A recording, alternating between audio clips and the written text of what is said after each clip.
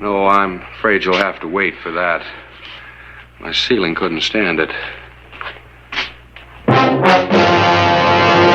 An actual account from the pages of my newspaper, the Tombstone Epitaph. This is the way it happened. In the town too tough to die.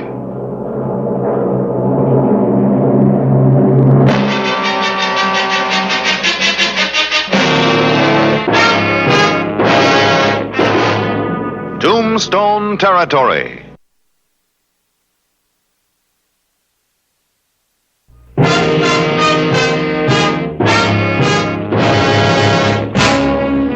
The afternoon of July 7, 1884. Clay Hollister painstakingly explained the operation of the sheriff's office. Barton Clark, Jr. was a good student. Now, there's certain rules of safety that have to be observed with the prisoners. Remember, they're all in there for a reason. Yes, sir. Now, you always walk down the center of the corridor, never close to the cell doors.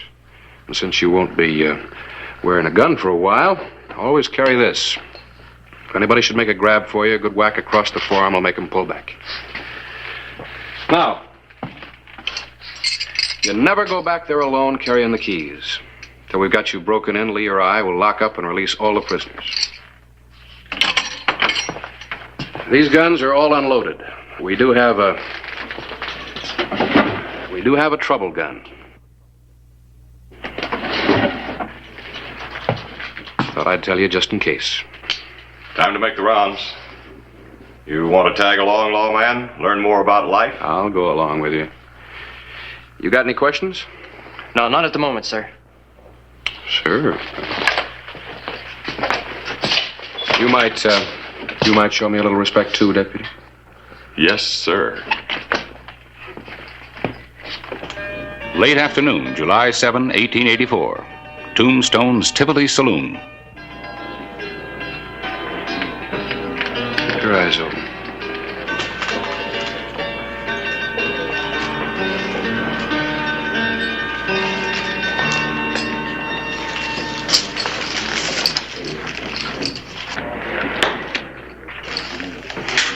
Mi amor, mi corazón.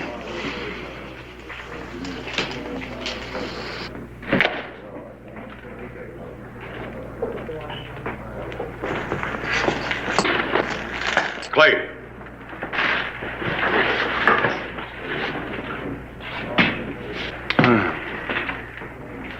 This the new boy?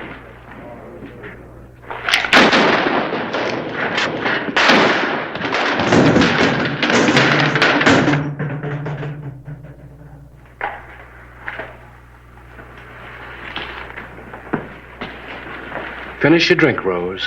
Rose? Yeah. Rosa Rio Bravo.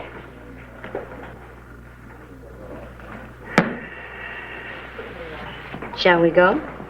Take her in, Lee. I want to check around. She probably got more men staked out.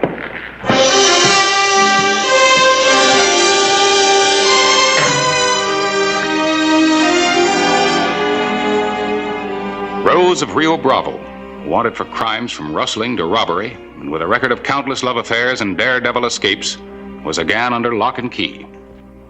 Well, here we are again, Clay. Yeah, you must feel quite at home. I've seen better. And worse. You know that. Well, I hope you're comfortable. Mi amor.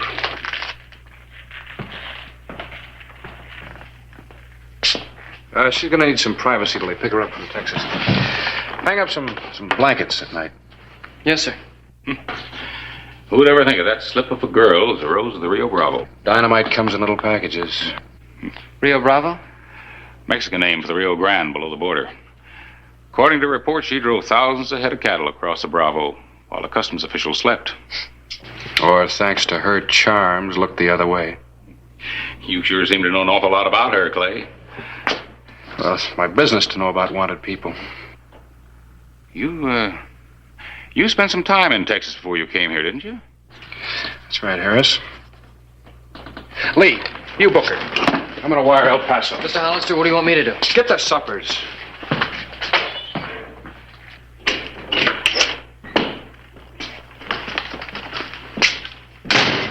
think I got everything.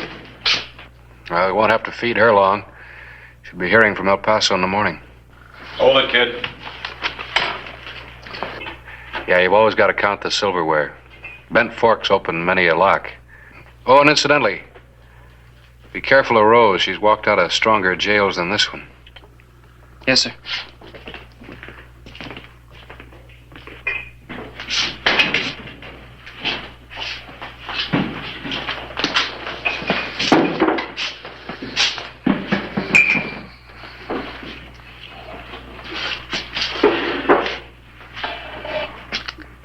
It's over here.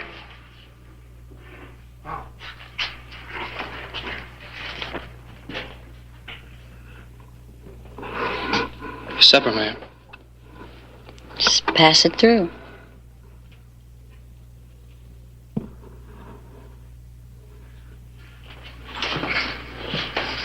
Thank you. Welcome.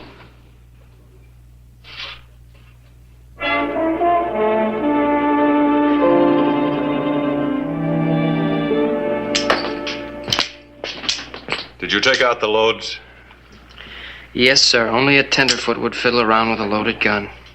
You better go pick up the dishes. Yes, sir.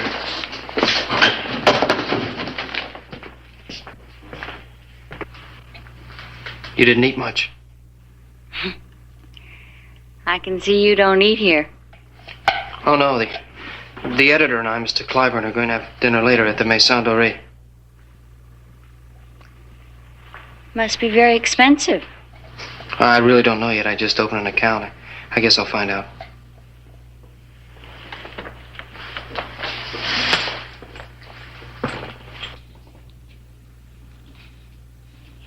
You're very interesting for a lawman. You dress well. I like that. Thank you. Would you do me a favor? Anything. Within reason. Well, I'm tired of these things. I guess they weren't a very good disguise anyway. What's this? My sizes and what I need to be a woman again. One petticoat, one pair. You don't mind shopping for a lady, do you? Oh, no. Here. Keep it. You keep it, Rose. You're in enough trouble already. Thank you.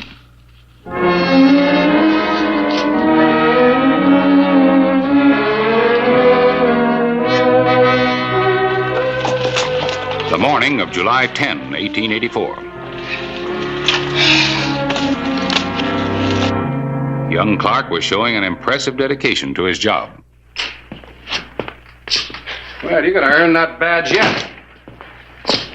How's everybody in the hotel? Rose isn't up yet. Well, you see, being in jail is kind of like being in the Army. You rise and shine for morning inspection. Morning, Smiley.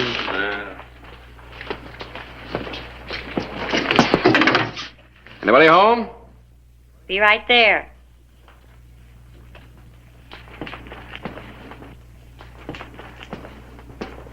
Everybody's accounted for. You better get the breakfasts. Yes, sir. Good morning.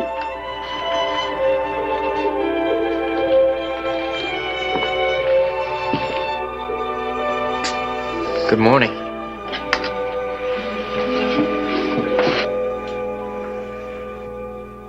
You have good taste. You like it? Oh, yeah.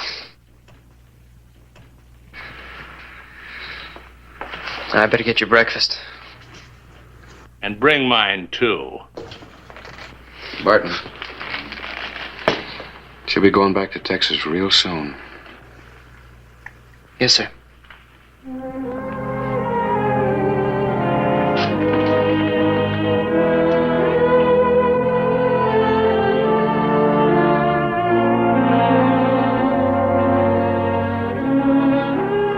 The evening of July 15. Extradition proceedings were delayed. Rose of Rio Bravo had been in the Tombstone jail a week. I'm lucky. What'll they do to you? That's my worry. Oh, you don't have to. How much does that make it anyway? $500. I don't think I've ever seen that much money. Not that it'll do me much good now. What about the cattle? What cattle? The stolen cattle. You did steal them, didn't you? You believe that, too? Let me tell you the truth, Barton. My father used to bring in cattle from Mexico and drive them north to market. It was a way of life.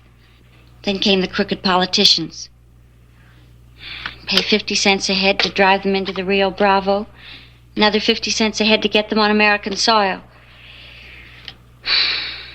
Tribute to Mexican officials, tribute to American officials. So what do? But that still doesn't give you the right to steal. Steal?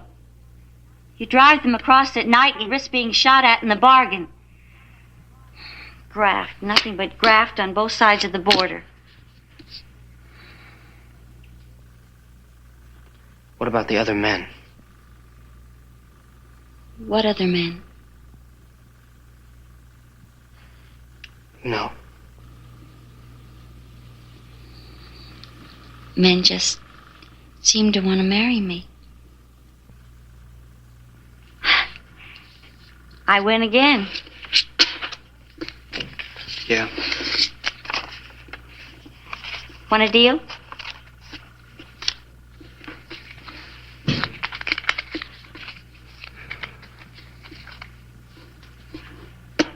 Cut.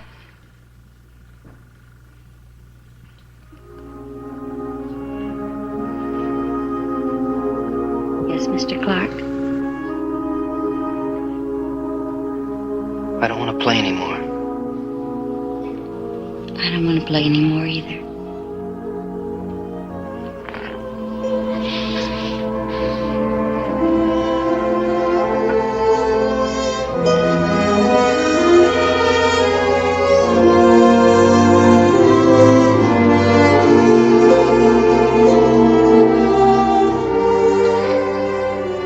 Don't fall in love with me.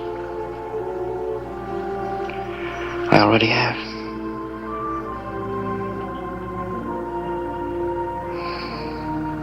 Mi amor, mi corazón.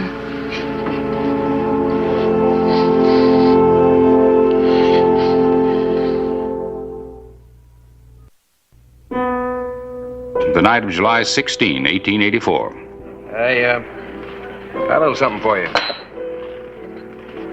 Hey, you're making me a deputy. Oh, well, not yet. You're still a jailer, but now it's official. You come a long way since that day you shot the hole in my ceiling. Congratulations, Mr. Clark. I got a wire Dad. He'll get a real wallop out of this. Clay, Yelly. night wire. Extradition papers are in order. Deputy will be through tomorrow on his way to Texas to pick up Rose. You know, it seems a shame that a bright, pretty girl like Rose ever got started on a career like hers. Yeah. Call it a night, Lee. I'll take the late rounds. Right. Hey, Lee.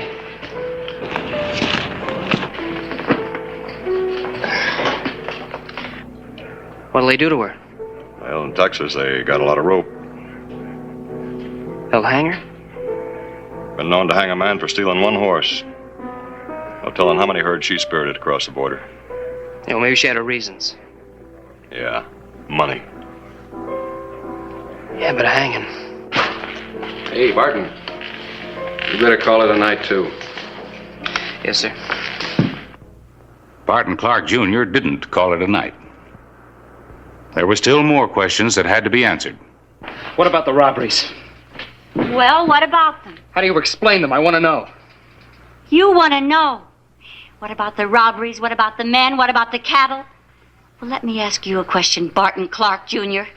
What right have you to know? I'm not on trial before you. What right do you have to ask me all these things? Because I don't want you to hang, that's why. I don't want to hang either.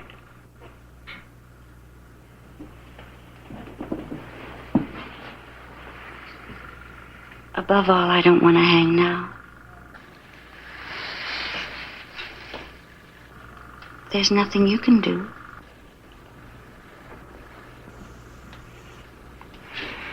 I'm not going to let you hang.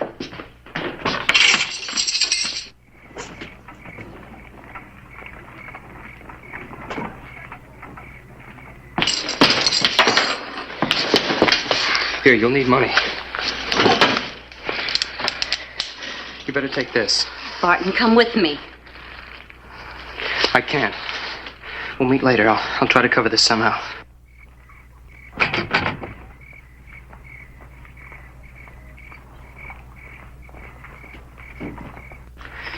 I better check outside.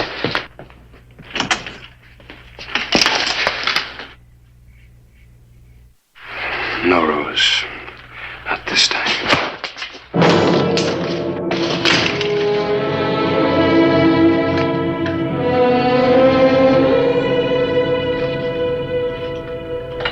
Let's go.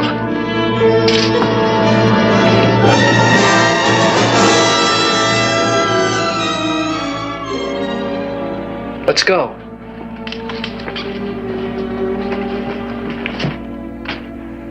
July 17, 1884. Still no leads?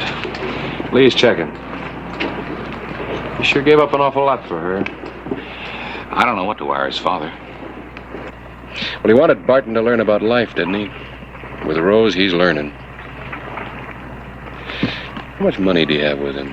I don't know, a few thousand, I guess. He's got a fortune set up for him in trust, his inheritance. Yeah, at least she can't get her hands on that. How's ahead? Fine. Clay, Yeah? your wire's paid off. They took a train from Tucson to Los Angeles. Los Angeles? Yeah, he's probably trying to lose themselves in the city.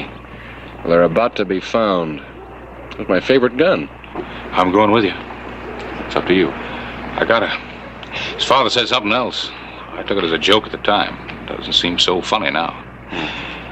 He said not to let him get killed. I hope he doesn't. Clay Hollister and I took the stage to Tucson and the first train to Los Angeles. July 21, 1884, the City of Angels. But the girl we were looking for didn't wear wings. July 22. If they were still in Los Angeles, they had covered their whereabouts well. Well, there's not many hotels left. I'll go check those at the other end of Main All right, Street. remember, she's probably disguised as a boy.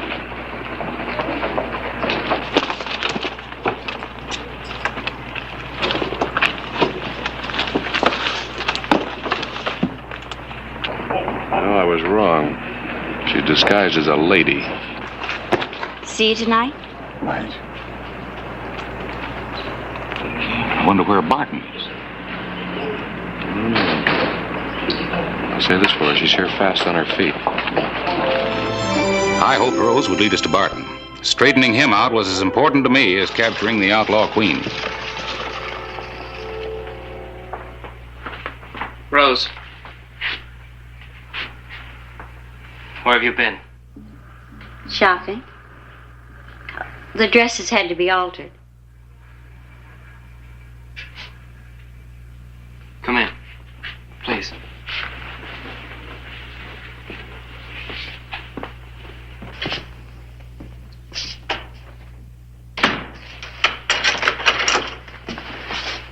I thought we'd better eat in. Maybe leave for San Francisco tomorrow. We can't be too careful. I don't want to leave yet. Well, I have a feeling we should. Can we afford San Francisco? I found somebody that would cash one of my checks. Dad'll be finding out about it soon. I'll get a job. The house detective informed us 2 people answering their descriptions registered under different names. We warned him that they were armed. Locked, but they're in there. Is there any other way in? Balcony. Show me. You wait here. Clay, no shooting unless you have to. Naturally, I've been thinking how wrong it was, what we did back there. Yet I've never been happier. You're a smart young man, Barton. Don't trust me too far. It's too late. To us?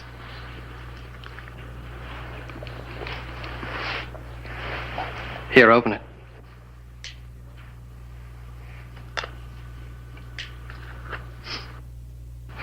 It's beautiful. $20 gold piece. As long as you wear it, we'll never go broke. Read the inscription. I think I can tell you what it says. Mi amor, mi corazón, huh? My love, my heart.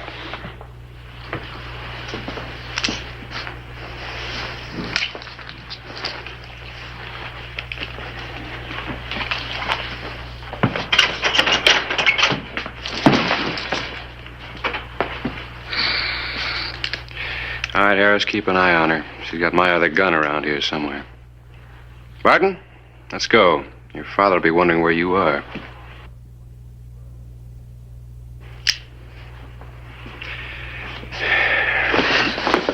Hold it!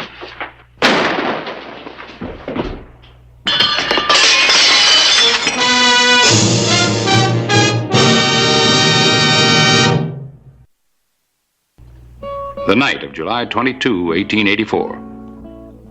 Where's Rose? He's in jail again. Dad always said look for the good in people.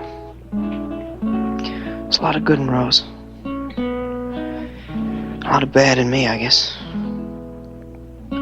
Sorry, Clay. You better not talk anymore. You're a newspaper man. You have a pencil and paper. My last will and testament. I leave all my inheritance to Rose. Well, Barton, your will won't be necessary. The doctor says you're going to live. But I'll have to take you back. There are going to be charges. I can face those. It's Dad. I don't blame you. But remember, like you said, he's a remarkable man. He's asleep. He's going to be all right. Won't take him as long to get over that bullet hole as it will to get over Rose. How long did it take you? Or did you?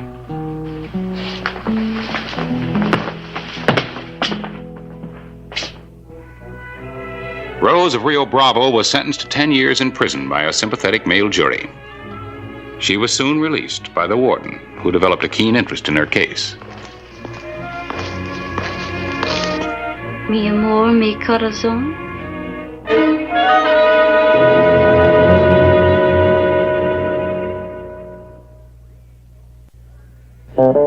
Whistle me up a memory, whistle me back where I wanna be.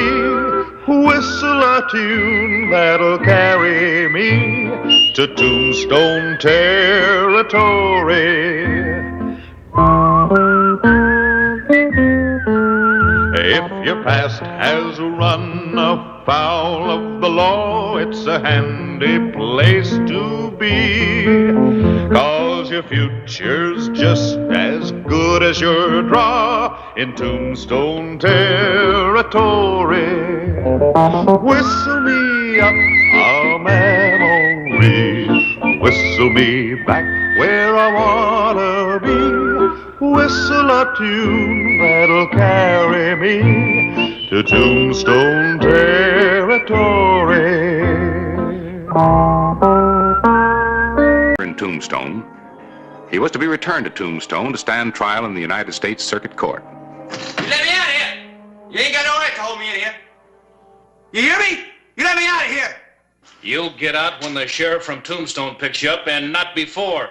Now shut up and lie down. You ain't got no right to hold me in here. I didn't shoot nobody in Tombstone. Now, why don't you lay down like the sheriff says? Jail ain't so bad once you get used to it. Yeah. Well, I ain't ever gonna get used to it.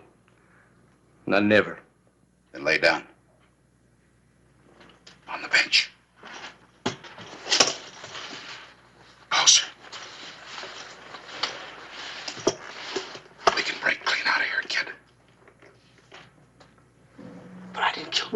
Tombstone. He can't hold me for that. Maybe. But that Tombstone sheriff's gonna pick you up anyway, right or wrong. Now try it my way. Free or dead. There ain't no in between. All right. You tell me what I gotta do. It's easy.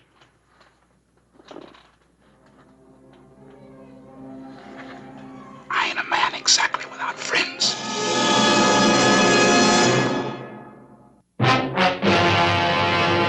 An actual account from the pages of my newspaper, the Tombstone Epitaph. This is the way it happened. In the town too tough to die. Tombstone territory.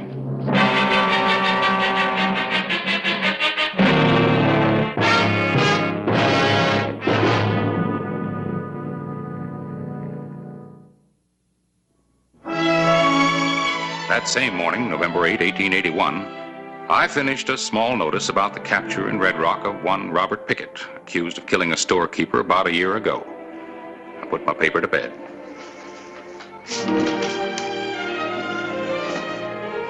I went to look in on the sheriff, Clay Hollister, who was riding out to Red Rock. Oh, Harris. You're up kind of early. Late. Up kind of late. Excuse me. Oh, thanks, Jim. Sometimes I get the same feeling about bedding down my press that you do about saddling your own horse. Yeah, I know what you mean. Do it yourself, you know it's done right. Particularly for a long ride. Where you headed, Sheriff? Business. I hear you're going to Red Rock. I'm going over to Johnsonville. I thought maybe we'd ride part way together. Two are a lot better than one, with the Apaches straying off the reservation the way they are. Well, sometimes with Apache, it's better to ride alone. All right, you have it your way.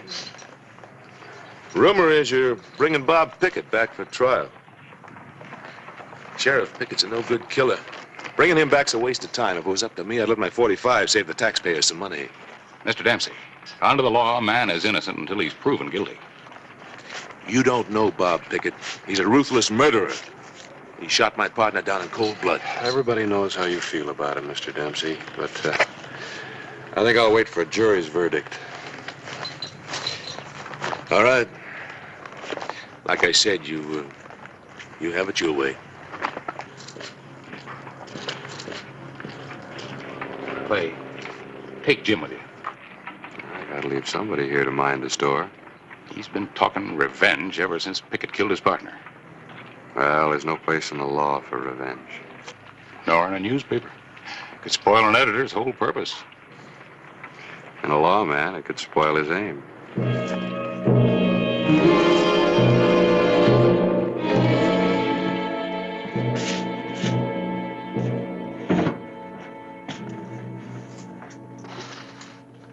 Remember now, Pickett. When we hit that street, you grab the first horse you see. And whatever way I go, you go the other. Now, if you get to Johnsonville first, you wait for me. If I get there first, I'll wait for you. That is, if you want to join up with me. Yeah, I do.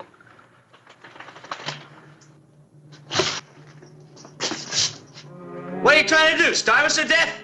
It's about time you gave us some grub, ain't it? We ain't had some supper.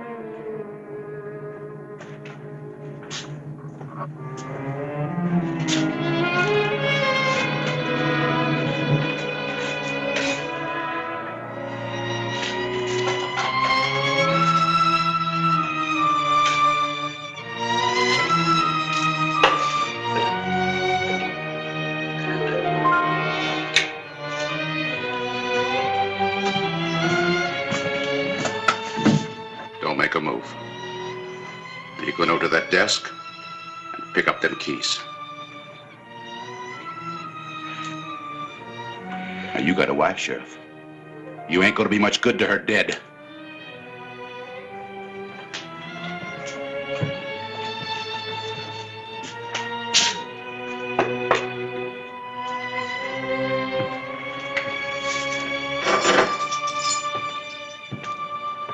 Hold it.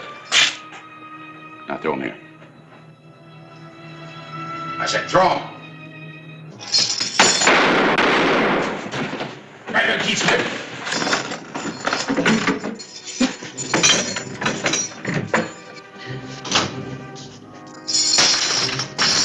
Sunlight, get fast.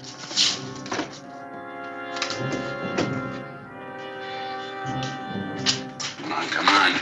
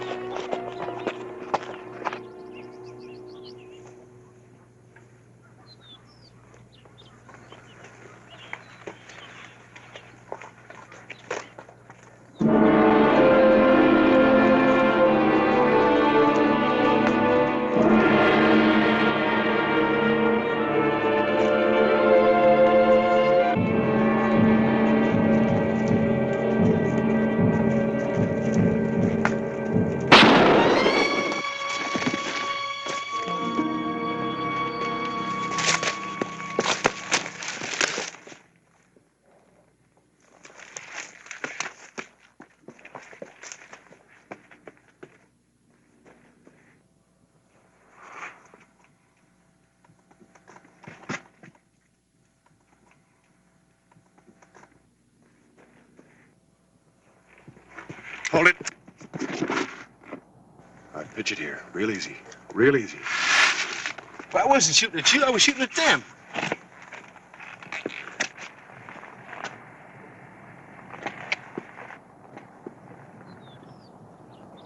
How many of them were there? Well, there's one this morning, but 3 haven't been following me since noon, but I've only seen 2 around here. Where's your horse? He's down there. You better go get him.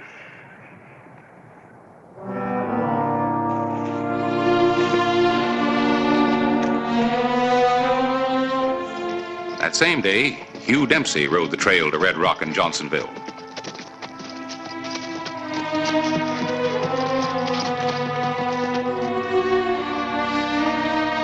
Dempsey was determined that Pickett would never return to Tombstone.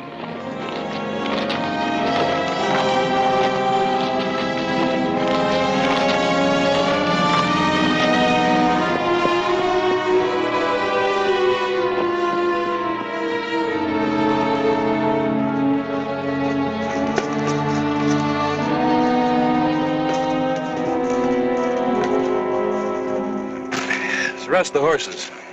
Well, what about them Apaches? Just have to take our chances. Might as well eat. You know, it's a little risky traveling around this country without food and water. Well, I was only going as far as Johnsonville, and them Apaches forced me out of my way. Well, I got enough for 2. Thanks a lot. I won't eat much.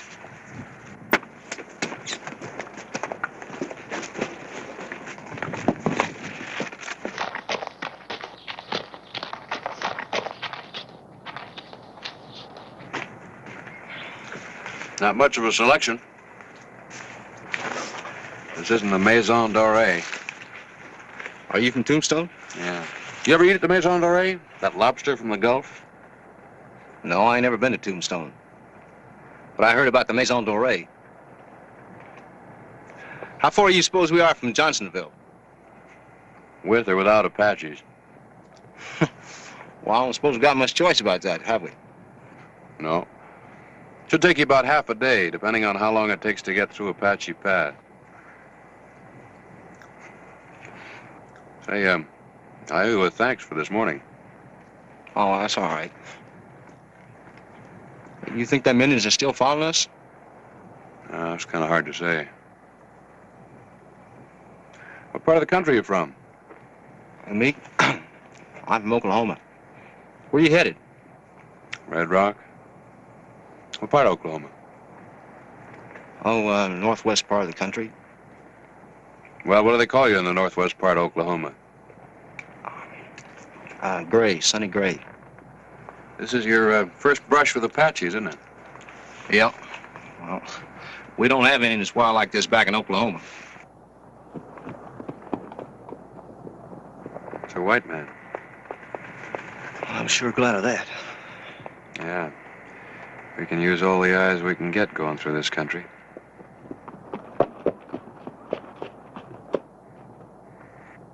It's Hugh Dempsey.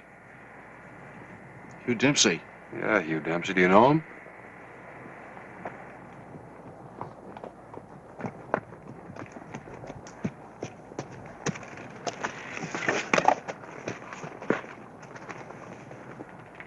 Put that away, Dempsey. That's right, Mr. Dempsey. You don't need it. I don't. You put down that rifle.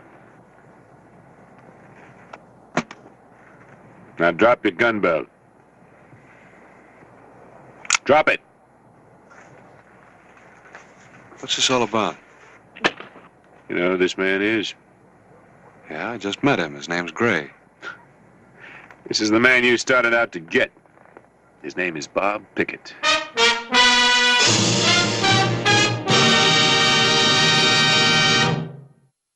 Noon, November 8, 1881. The party headed back to Tombstone. Now Sheriff Hollister knew a great deal more than he had before. He suspected even more than that. I'm gonna let him know at Tombstone you gave a murderer back his gun.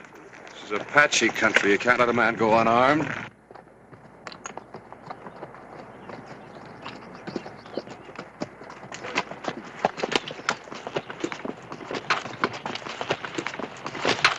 Don't draw that gun, Pickett!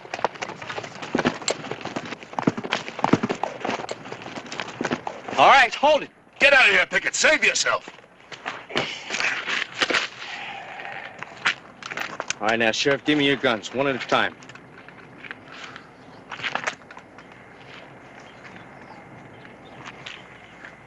I guess you know he tried to shoot you in the back. That's a lie. He figured it was safe. He'd trick you into going for your gun, then the killing would be self-defense. That's another lie. I just tried to draw his attention so you could get away.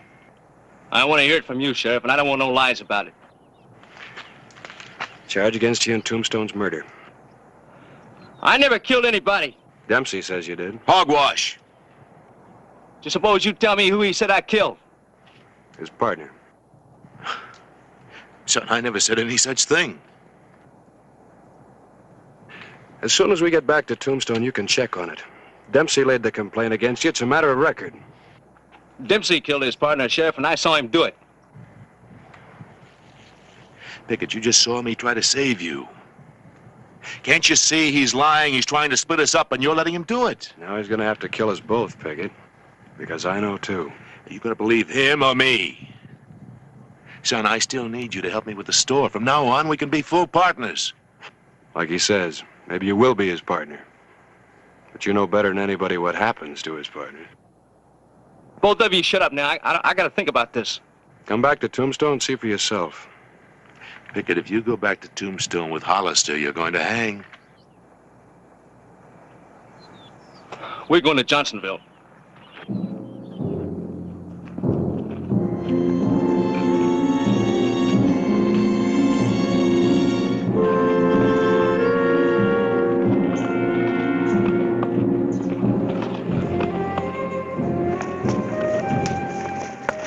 The afternoon of November 8, Sheriff Hollister, Pickett, and Dempsey rode the trail to Johnsonville.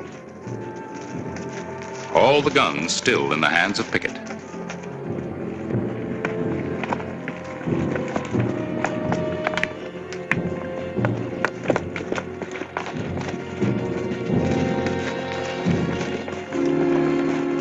That's Apache Pass. We'd be better off to head north and then cut back to Red Rock. Now, I got to get to Johnsonville. I promised somebody. Now, you lead on.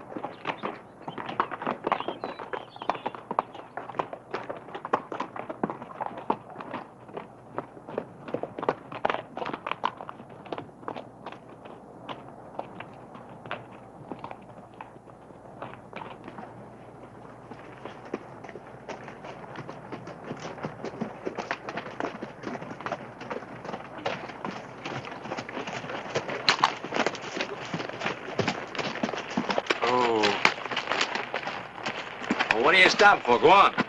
I think you're going to have to decide whether to trust the Indians or me. And how do you know there's Indians around here? I don't. But if there are, I'll be more help with a gun. So will I. And supposing there ain't no Indians? And either way, you keep your scalp. You see, I need you back in Tombstone alive, just like you need me to help fight Apaches. If there are any. No. We going just like before. Get going.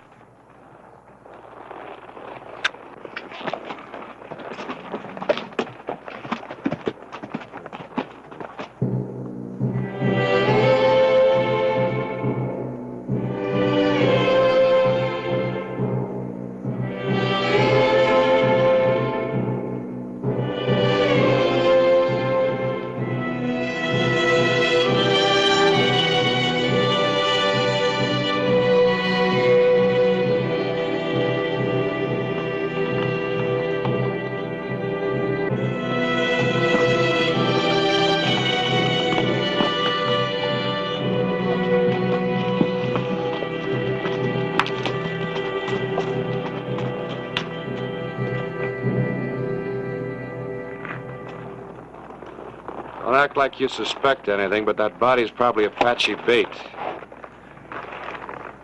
We're too far into the past to back out now. We better look like we've taken the bait.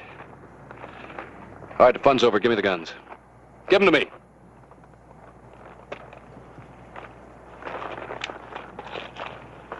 Give Dempsey his. Give it to him, but keep an eye on him. Now we're going to gallop in there just like they expect us to. And follow my lead. Let's go.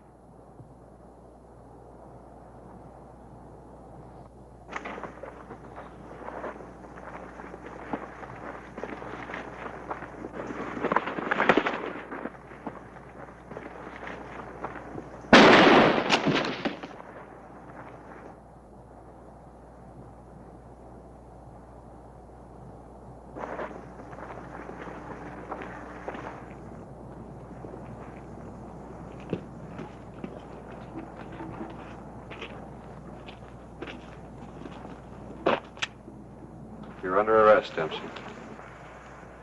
It's not going to be that easy, Sheriff. You better drop that gun. You get a fair trial, but this way, you haven't got a chance. You haven't got a chance. It's 2 against 1. That dead man down there is Ralph Dade. 1 against 1. No. Now, Pickett's with me. Between us, we can gun you. Then we'll both be free. Mr. Dempsey, did you say I killed your partner? No, sir, no, of course not. We both know I did it. There's one way to find out for sure. Come back to Tombstone. If he moves that gun, you let him have it. Killing's not that easy, Dempsey. Not for most people. It leaves a heavy mark like it has on you. A lawman hates it most of all. It's part of his job, he does it, but he never forgets it.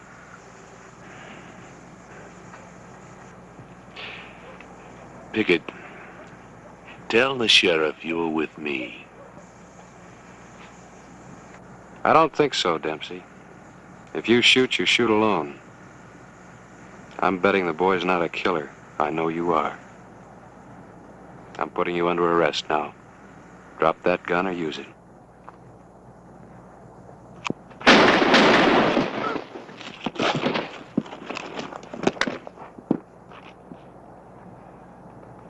All right, Pickett, let's go.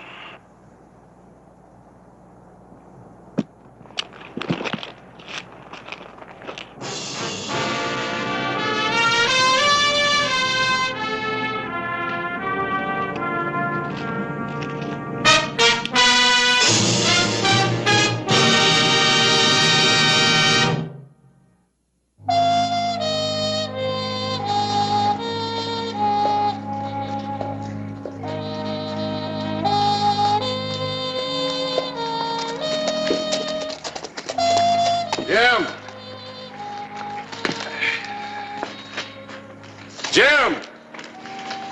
Well, what's all the shouting about? Oh, hello, Harris. What's up, Clay? Oh, I'm glad you could make it. Take him on back. That Pickett? Yeah.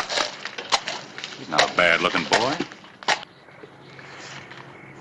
Well, I better get this over to the funeral parlor.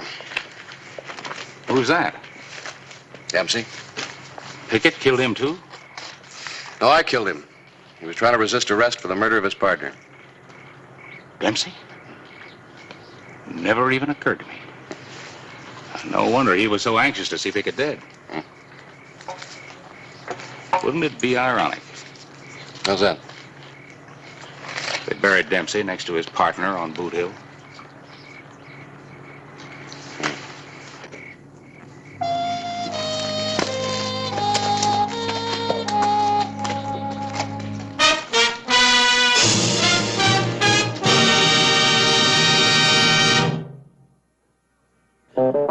Whistle me up a memory, whistle me back where I wanna be, whistle a tune that'll carry me to Tombstone territory. If your past has run afoul of the law, it's a handy place to be, 'cause your future's just as good as your draw in Tombstone territory. The West spawned many different types of men, and one of the most dangerous was Whit Purcell. Well, you're going to be as flashy as an Eastern dude. A successful newspaper man should dress the part. Well, the hat's all right, but, Harris, this coat.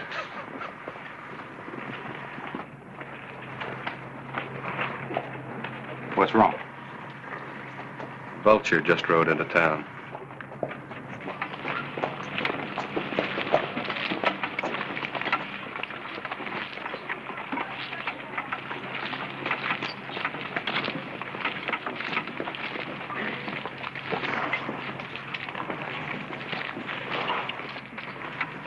Him? Mm-hmm. You joking? That's about the mildest looking man I've ever seen. He's not even wearing a gun. Whit Purcell does his killing without one. He's what you might call a killer's agent. He makes his living by arranging for murders. What do you mean? Well, let's suppose a man has an enemy. Instead of handling it himself, he sends for Purcell. And then what?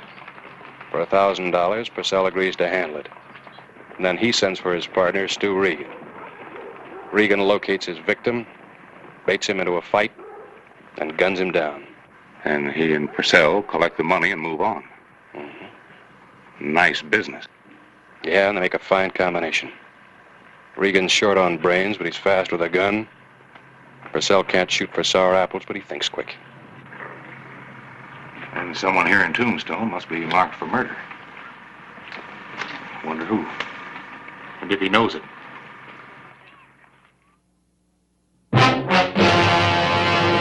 An actual account from the pages of my newspaper, the Tombstone Epitaph. This is the way it happened. In the town too tough to die. Tombstone territory.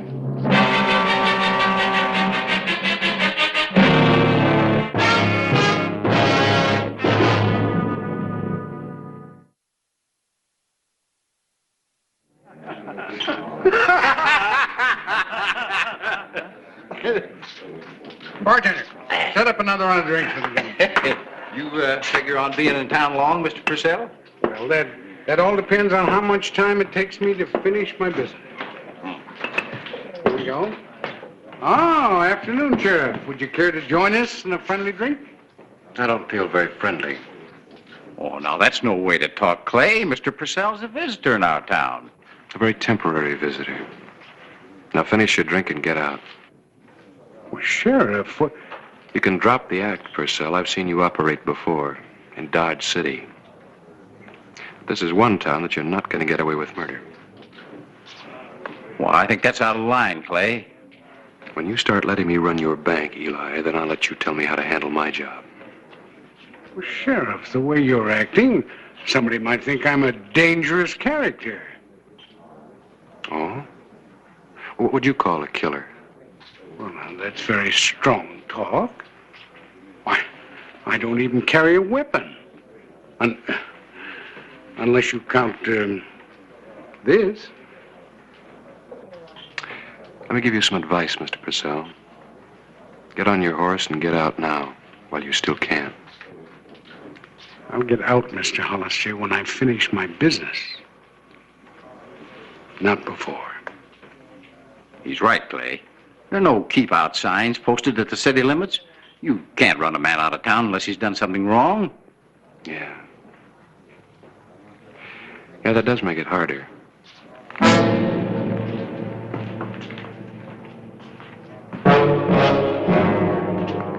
Sheriff seems to have gotten out of the wrong side of the bed this morning. Let's drink to his recovery, huh?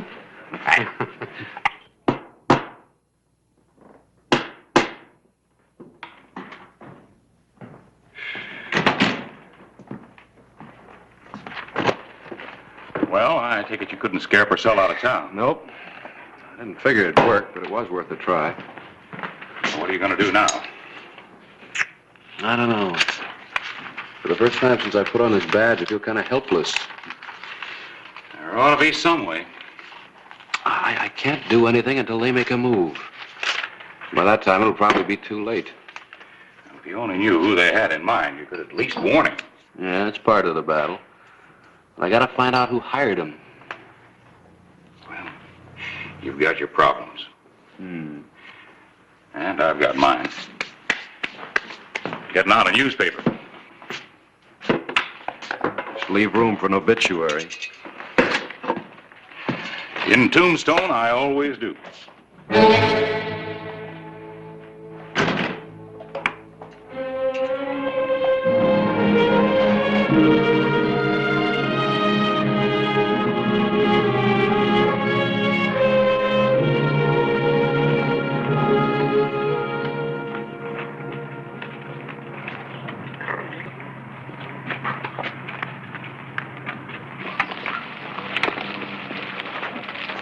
Excuse me. My fault, Mr. Ramsey. You got a heavy load there. Haven't seen you in town lately. Been busy out the ranch. Any news? I can use the epitaph out your way? No. No, nothing going on. I'll let you know if anything happens. Thanks, I'd appreciate it.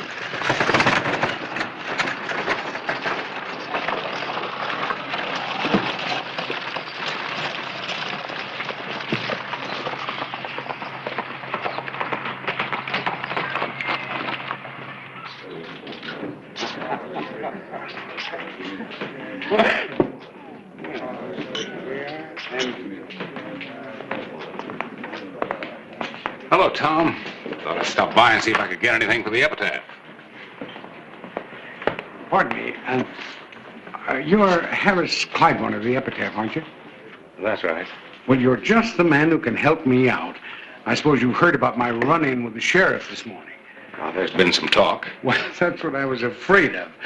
I'd like to call on your good offices, if I may. Bartender, would you give me... Oh! Well, what's the matter with you, mister? You just spilled it. Well, I'll give him another drink, will you? I'm awfully sorry. I just don't understand people like you. What'd you do that for? I apologized. You know, for a little man, you got a mighty big mouth. From now on, keep it shut. Why, you stupid lummox. You want trouble? I said put a halter on that lip. Leave him alone. You keep out of this. I don't like to see anybody pushed around. Looks to me like you're trying to make his business yours, mister. I'm not looking for any trouble. I'm not running from it either. Oh, now. Forget it, Mr. Clyburn. No reason for you to get mixed up in this. He started this. Maybe he'd like to finish it. I sure would.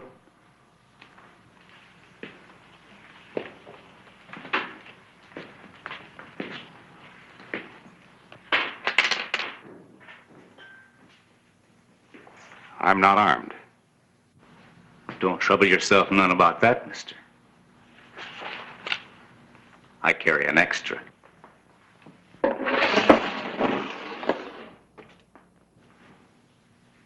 Now you have a gun.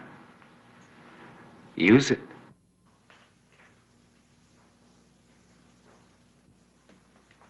Well, go on. Move your hand a little closer to it. I'm not going to draw. Yet. Well, go ahead. I'm waiting.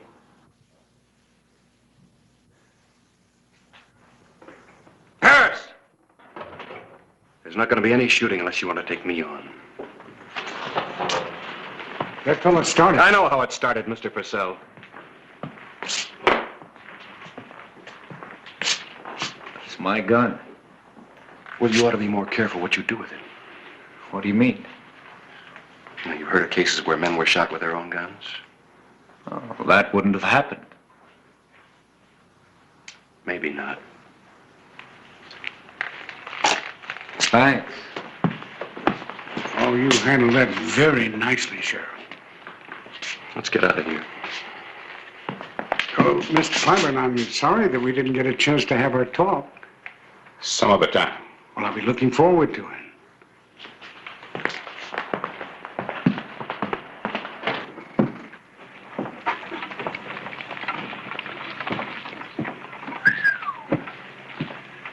Remind me to stay out of saloons. You act like what I told you's a joke. Now, will you stay away from Purcell? You act like it was my fault. I was standing there. He came up to talk to me. I figured I'd let him talk. Now, and a couple of seconds later, that skinny gun hawk showed up. Is that right? Yeah. It all started over practically nothing. That's where you're wrong. That whole fight was planned down to the last detail. About 2 seconds more, and you'd have been nothing but an obituary notice in your own newspaper. That fella you had the run-in with? That's Stu Regan. Stu Regan? Yeah. We know he's in town to kill somebody. Well, he almost accomplished his purpose. Me? Well, he's not going to waste time picking fights with strangers unless he's hired to. Me? Why? Well, let's find out.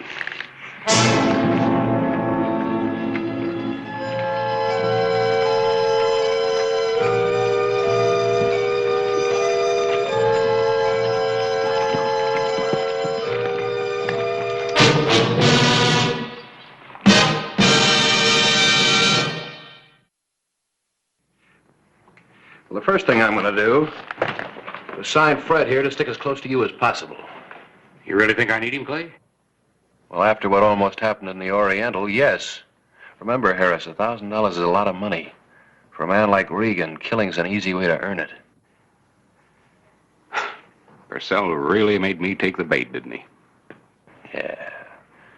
A little man with a smile on his face and murder in his heart. There ought to be some way to stop those two. I'm rather personally interested now. Until an actual attempt is made on your life, there's nothing I can do. Well, that's just dandy. At least you know it's you they're out to get. Most of Regan's victims don't even have that privilege. I don't feel so honored. Harris, can you think of anybody that might want to kill you? Newspaper editor makes lots of enemies. It looks like you made one real good one. Well, come on, Bird Dog. Where are you going? Back to the office. I've got a newspaper to get out. I guess I'll tag along with two of you. Clay, one bodyguard at a time's enough. Yeah? So, you know, it's a real nice jacket.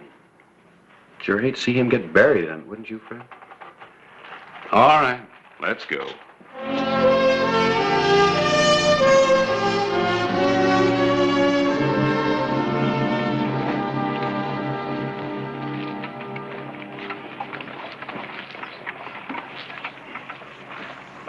Hollister.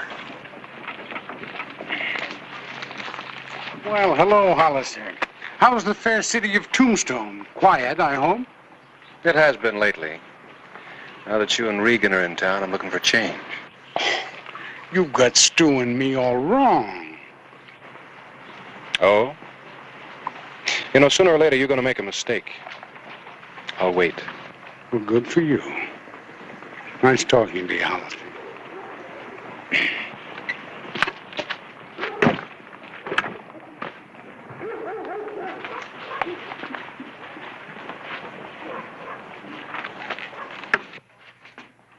Here you are, sir. Afternoon, Clay. Well? I don't think there's any mail for you, but I'll... No, I want some information. Glad to be of help. A couple of minutes ago, a little fat fella, always smiling, picked up a letter. I want to know who sent it and from where. Wish I could tell you, Clay. Look, Will, this could be important. It could help to save a man's life. You do know who sent it, don't you? Matter of fact, I do. Was mailed right here at the post office this morning.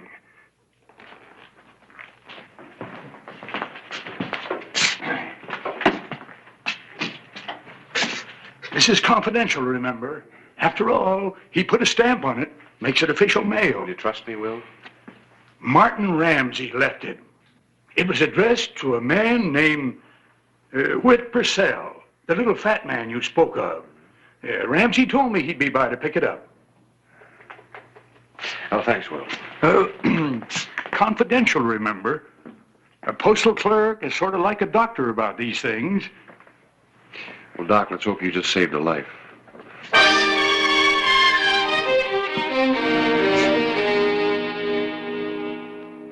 There must be some mistake. The letter was sent by Ramsey and picked up by Purcell. The connection's obvious. I hardly know Ramsey. I haven't spoken to Ramsey 3 times in my life. Now, why would he want me killed? What do you know about him? Not too much. He bought the Salter Ranch. He's a quiet man, keeps to himself. Doing very well, so I've heard. Well, think back. Maybe you can place him. Clay, like I said before, a newspaper editor makes a great many enemies. Yeah.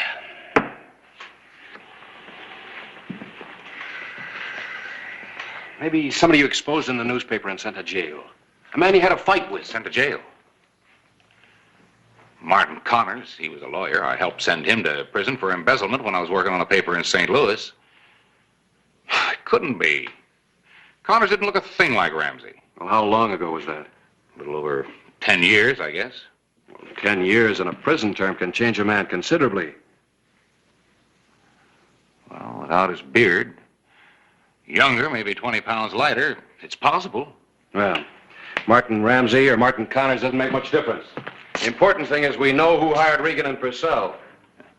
Well, frankly, I don't feel much better off. I've still got a loaded gun at my head.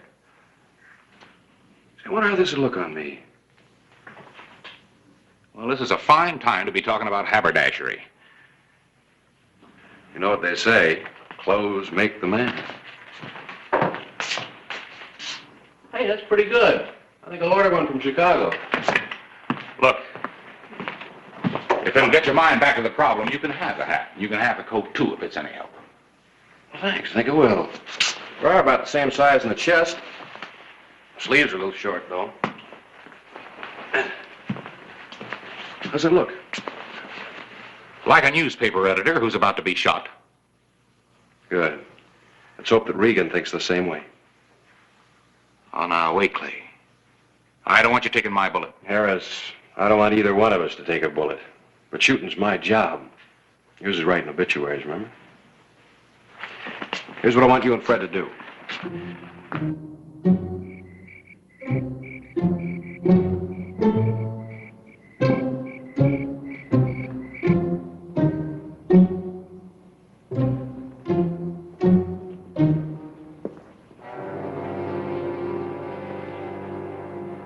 Will you stop worrying?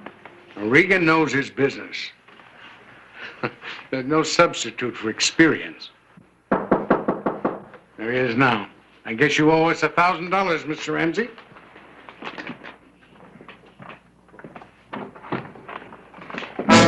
Evening, Mr. Ramsey. Happened to be in the neighborhood, so Fred and I thought we'd drop in on you for a while. Well, Mr. Purcell, this is a surprise. Nice seeing you again. Maybe we can finish up that talk we were going to have. Oh, a lot of things are going to be finished up before this night's over.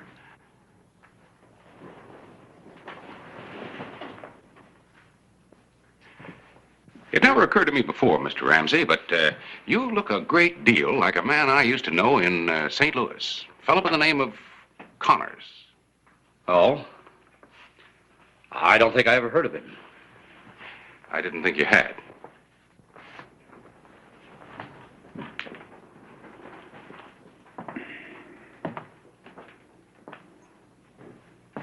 Well, gentlemen, if you'll excuse me, I have an appointment in town. Sit down, Mr. Purcell. And you too, Ramsey. Sit down. We have some more company coming. I think we should all be here to greet them.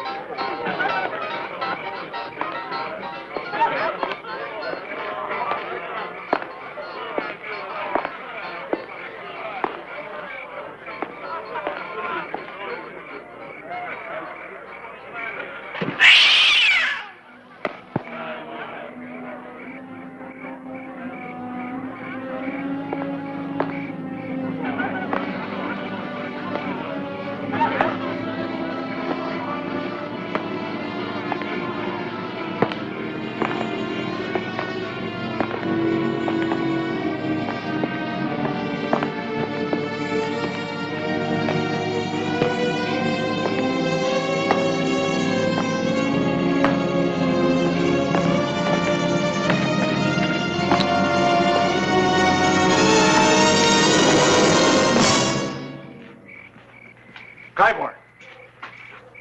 Walking alone in the dark can be dangerous. Didn't anybody ever tell you that? Scared? You should be. Because we're finishing up what we started in the bar. I see your arm this time. Make your move. This time you have the privilege. Now earn your money.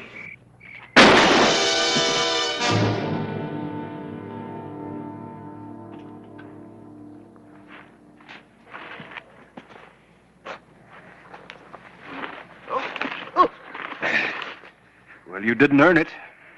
Hollister. Mm-hmm. Yeah, looks like you'll live a long time.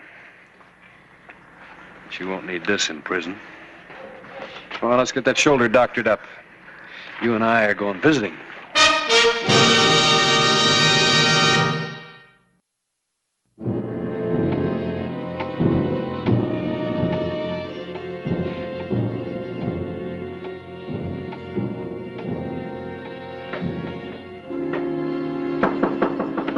Wondering who it is, Mr. Purcell?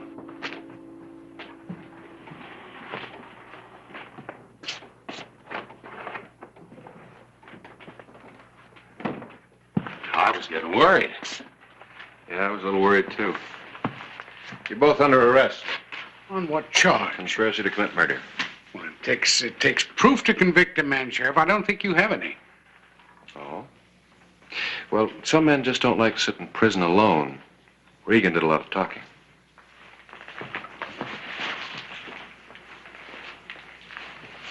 Brad?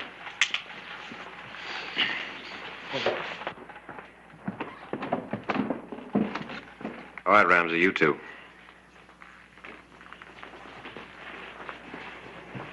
You are Martin Connors, aren't you? Why did you want to have me killed? Well, I was afraid you'd recognize me.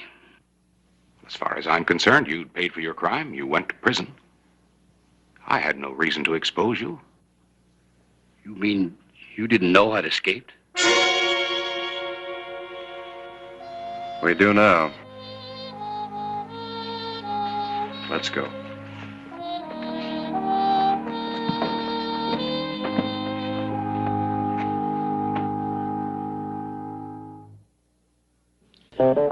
Whistle me up a memory, whistle me back where I wanna be, whistle a tune that'll carry me to Tombstone territory. If your past has run afoul of the law, it's a handy place to be, 'cause your future's just as good as your draw in Tombstone territory. Whistle me up a memory to Tombstone territory.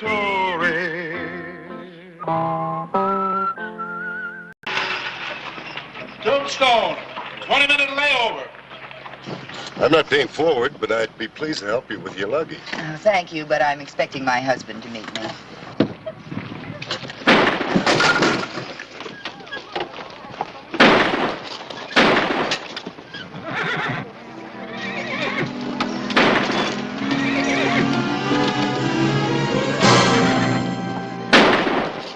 My word.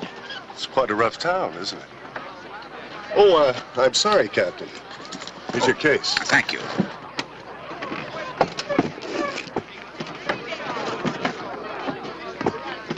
Enoch, what happened? Somebody tried to rob me. You're hurt. Oh, it's nothing, Amy. Oh, come on inside, Enoch. We'll get a doctor.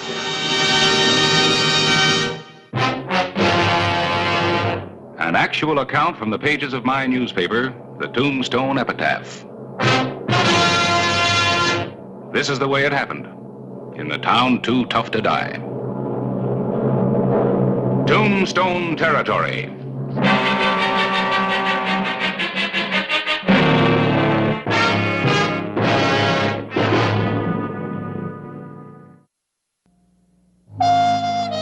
Tombstone was only mildly disturbed when an unidentified stranger attempted to rob the Mayfair store. In the West's fastest growing boomtown, incidents of this kind were so common they attracted little notice.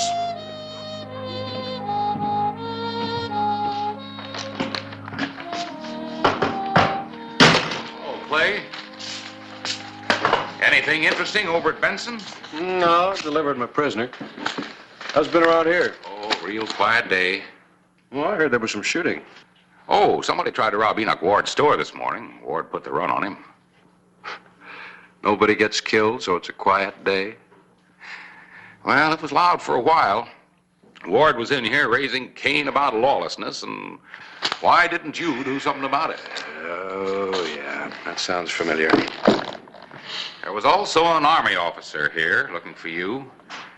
Had a dispatch case to deliver to another officer from Fort Huachuca. Where is he now? He said something about going down to the barber shop for a bath.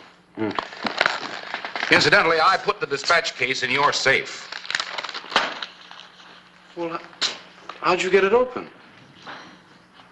Never reveal professional secrets.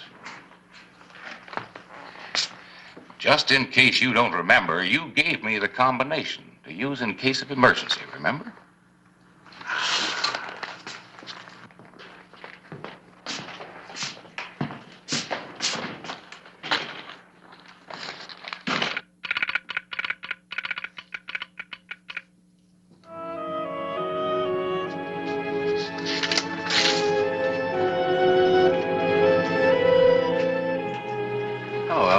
Here's a telegram for you from Fort Huachuca. Thank you.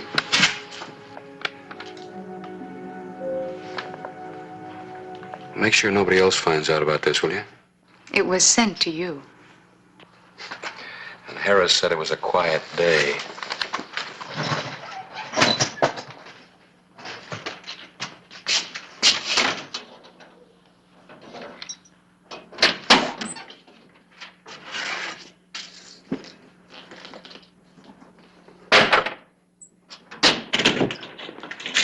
Mr. Hollister? Yes? I'm Lieutenant Lowry, Fort Huachuca. I'm going to meet a Captain Emerson here. Oh, yes, I got the message from the fort. I'm afraid I'm a little late. My horse went lame. Has the captain arrived yet? About an hour ago on the stage. A dispatch case? It's in my safe. May I see the dispatch case? Well, certainly. May I see your orders and identification? Of course. Thank you.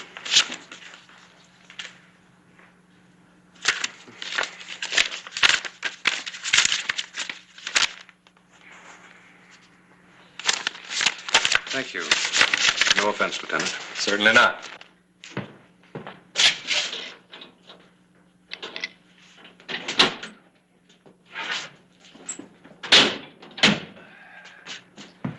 Here you are.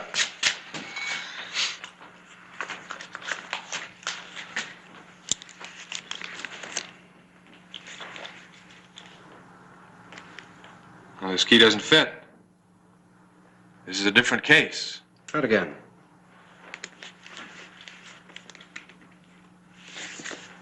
Mr. Hollister, do you have something I can use to open this with?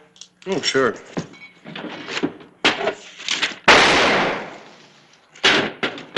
Very efficient.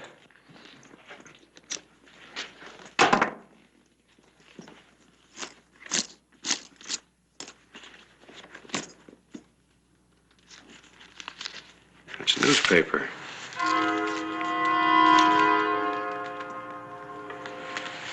Mr. Hollister, I wonder if you'd do me a favor. Would you try to find Captain Emerson? I'll stay here with this until you get back. All right.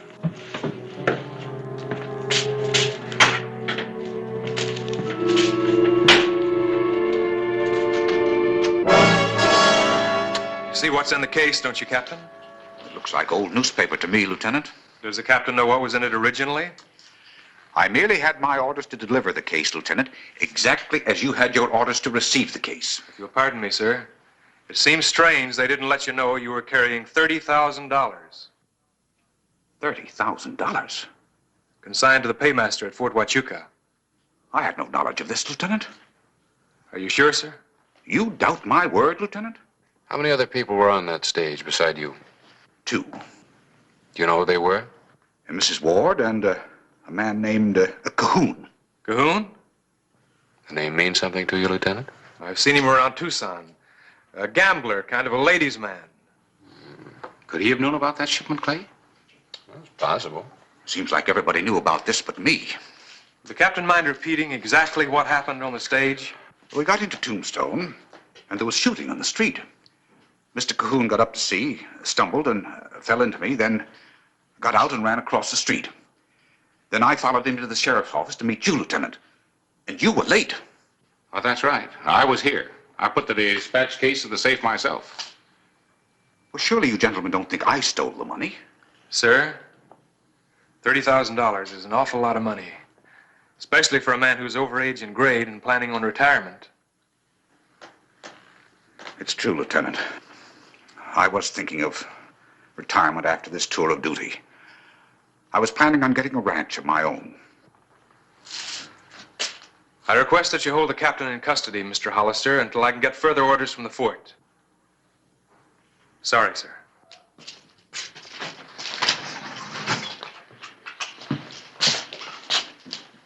You realize, of course, Sheriff, that you have no jurisdiction over Army personnel. However, in the interest of seeing this matter cleared up, I intend to cooperate fully. Thank you, sir.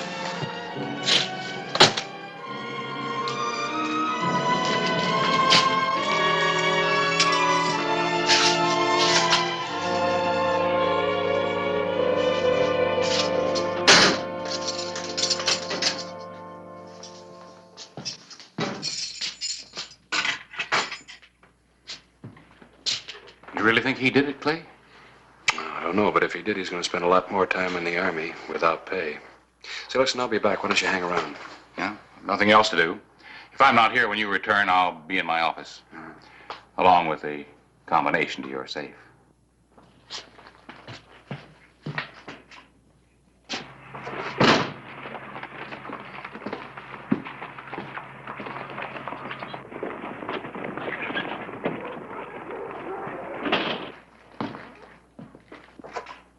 How's the book? Dull. What did you do with him? What'd I do with who? The captain. Lieutenant Laura just came in to telegraph the fort. Well, I put him in jail. He didn't do it. And just how do you know that he didn't do it? Woman's intuition. I wish you'd use a little more of that woman's intuition and tell me who did. I'm thinking on it. Ellen, what do you know about Amy Ward? She likes good clothes. She'd like to be the queen bee of the town, except they can't afford it. Her husband's older than she is, and he's jealous, if that's of any interest to you. What else would you like to know? Well, that'll do for now. When you finish it, let me know how it comes out. I already know. I read the last chapter first.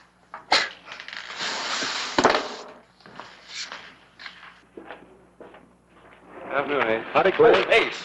Yeah. So you drove that stage in from Tucson this morning, didn't you? That's right. Well, you know Amy Ward? Yeah, she's a nice-looking woman. She rode in with me today. Well, how much baggage did she have? Now, that's funny that you'd mention that. I thought it was kind of peculiar at the time. Making that trip there and back with just a hat box. Don't seem to make sense, does it? Well, I guess it depends on why she made the trip. Well, now, Clay, you've rode those coaches. You know that people don't ride them just for the pleasure. Yeah, I guess you're right. Thanks, Ace.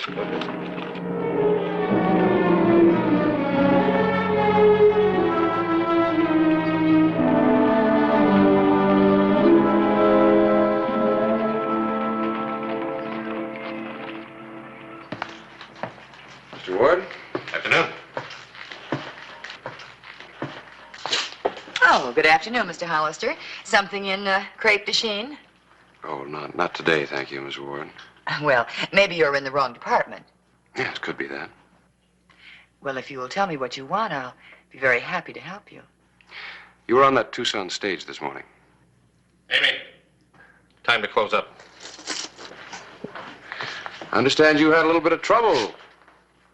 You're a little late with your investigation, aren't you, Sheriff? Yes, ma'am. And why don't you go out and catch the one who did it and stop bothering us?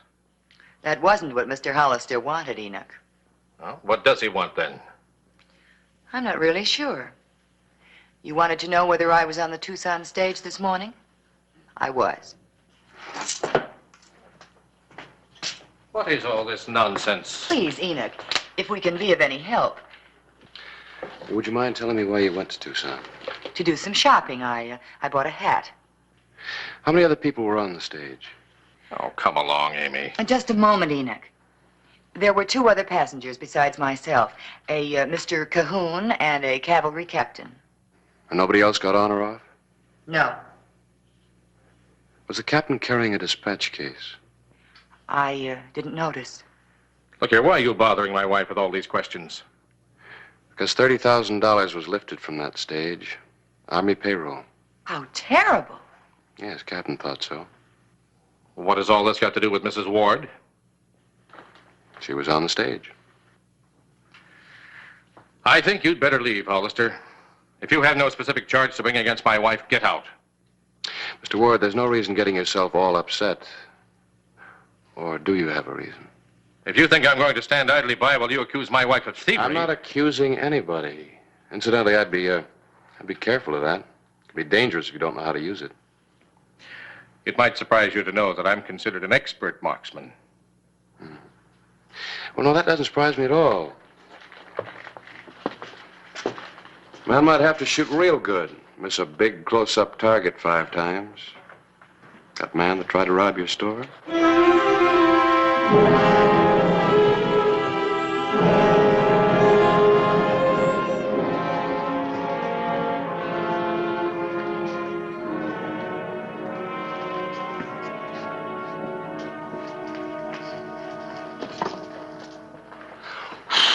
Would you like that one, Mr. Hollister?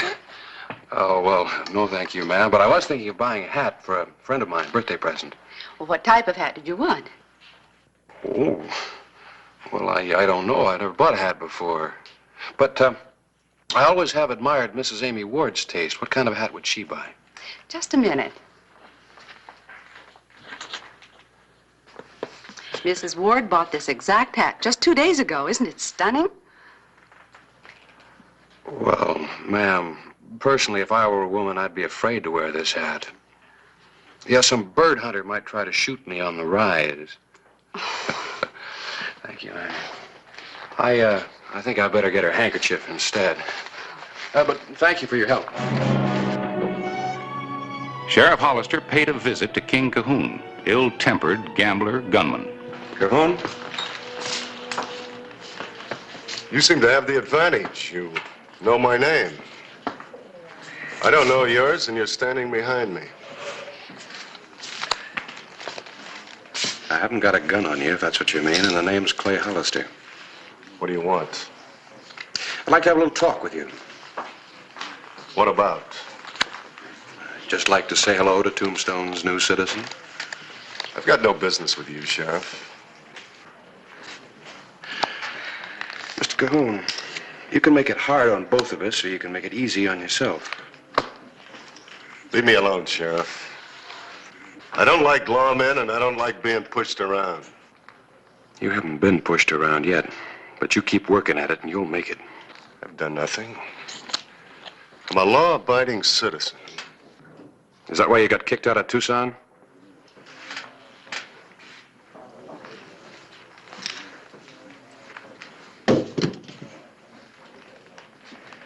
I said you could make it easy on yourself. I like it the hard way. All right.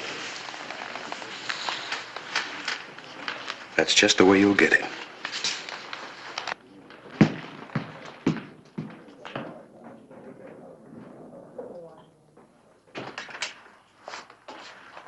Well, here it is. Now, would you mind telling me why you wanted it? Just a matter of curiosity.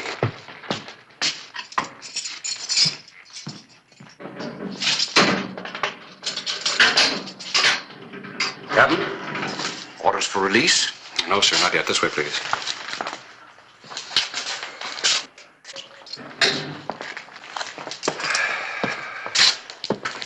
Now, Captain, Was the hat box Mrs. Ward was carrying anything like this one? It might have been a different color, but they're all the same. And the dispatch case you were carrying, are you sure it was this size? I couldn't tell them apart, could I?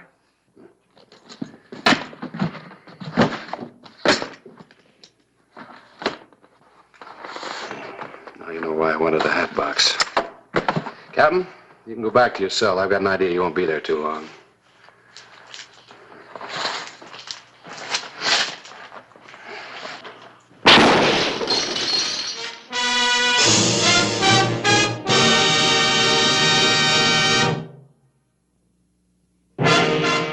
The evening of August 12, 1881, Tombstone heard gunfire for the second time that day.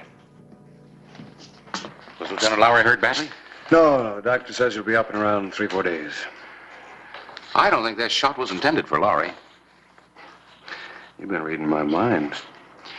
You got any idea who's trying to kill you? Yeah, several. You want to give me some names, I can start setting the type. Well, that's what I wanted to see you about. I'd appreciate it if you wouldn't print anything for a day or two. Any way you want it, Clay. Thanks.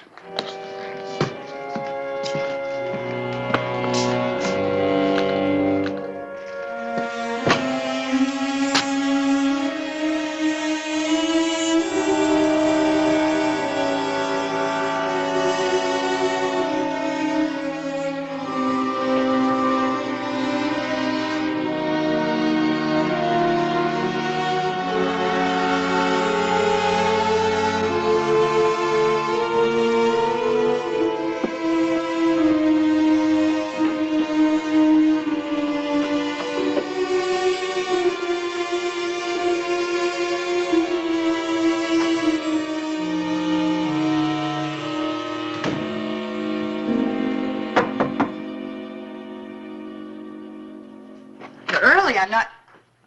May I come in? Well, it's getting awfully late. This won't take very long. Well, if you've come to talk to my husband, Mr. Hollister, he's not at home. He's in Benson on a business matter. No, I don't want to talk to Mr. Ward. I want to talk to you. Thank you. You're leaving town.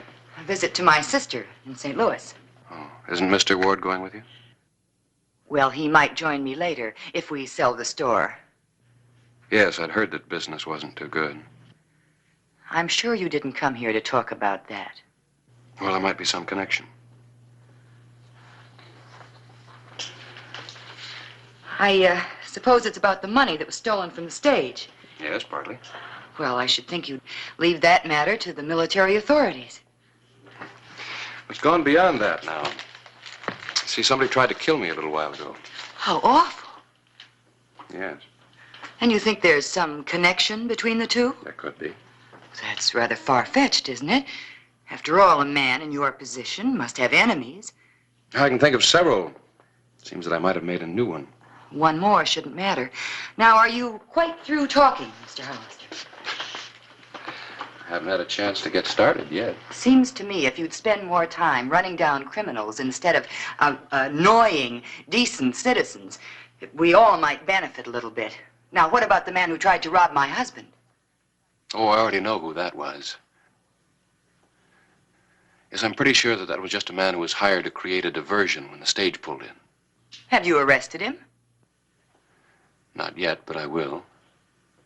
Now, getting back to the robbery. I'm afraid I've told you everything I have to You say you went to Tucson on a shopping trip? Yes. How long were you gone? Oh, just up and back. It doesn't take very long to look in all the shops. And you didn't know the captain or Mr. Cahoon before that? Of course not. Do you remember, Mrs. Ward, if the captain got off the stage? I'm afraid I don't. I heard the shots, I looked out and saw Enoch, and the next thing I knew, I was running. Doesn't seem reasonable that a passerby just happened to steal the captain's dispatch case. Well, wouldn't that mean that the captain was the logical suspect? He is. He's in jail. Well, then I would think you would consider the case closed. I would. Except I just don't think he did it. See, there's one thing I am certain about. The captain couldn't have taken a shot at me. I'm sorry to have disturbed you. A new hat? Yes, it was the one thing I was able to buy in Tucson. In Tucson? Yes. Do you mind if I have a look at it? Of course not. Thank you.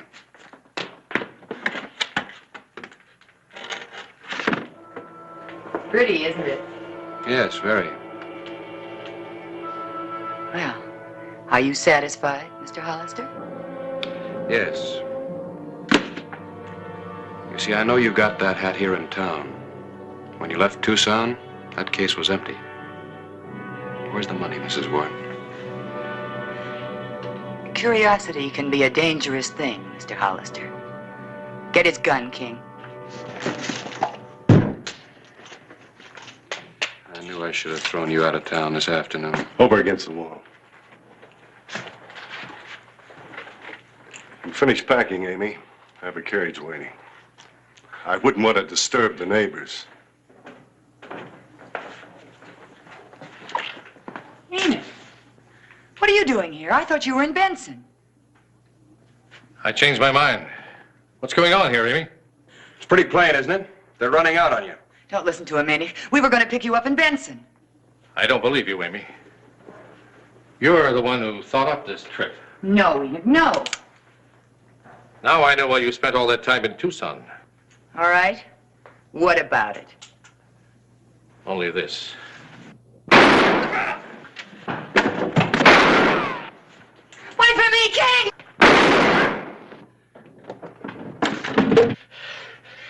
Sheriff! I told you not to push me too far.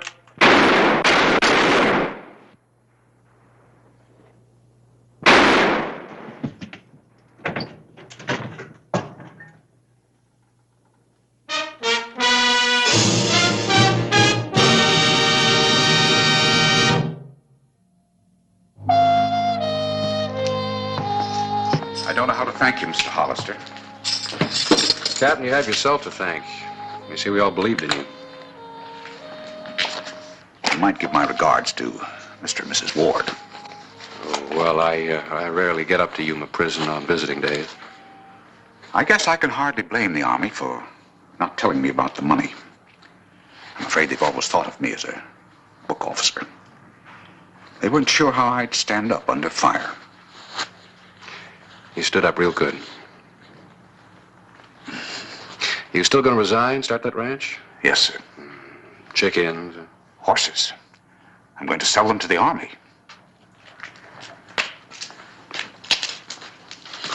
Claiborne? Well, Ward's had it planned very well. Yeah. Enoch starting to shoot just when that stage arrived. Mm-hmm. They would have gotten away with it, too, if Mrs. Ward hadn't bought that hat. Well, looks like another unexciting day.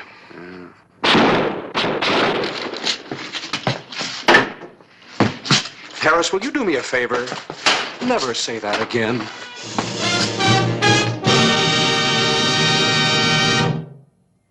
Whistle me up a memory. Whistle me back where I wanna be. Whistle a tune that'll carry me to Tombstone territory.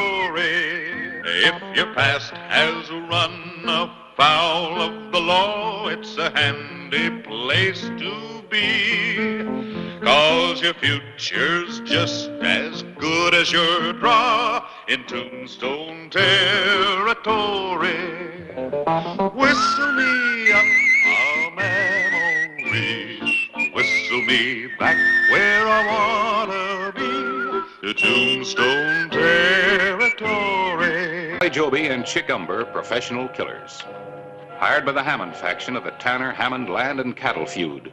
A bloody range war spreading throughout the territory. So far, 23 men had died. Every road outside Tombstone was a potential death trap.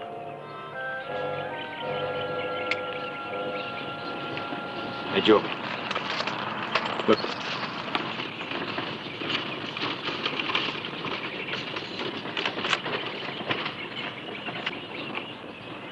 Well, now, ain't that Fred Tanner's kid? Yeah.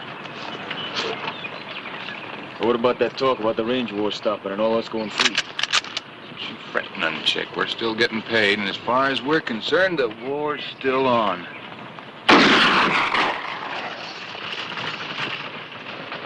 Like a setting duck. Another $50.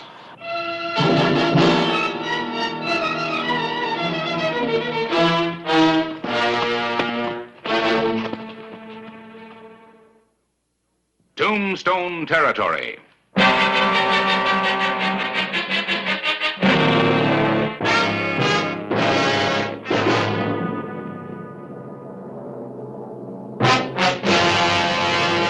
An actual account from the pages of my newspaper, the Tombstone Epitaph. This is the way it happened, in the town too tough to die.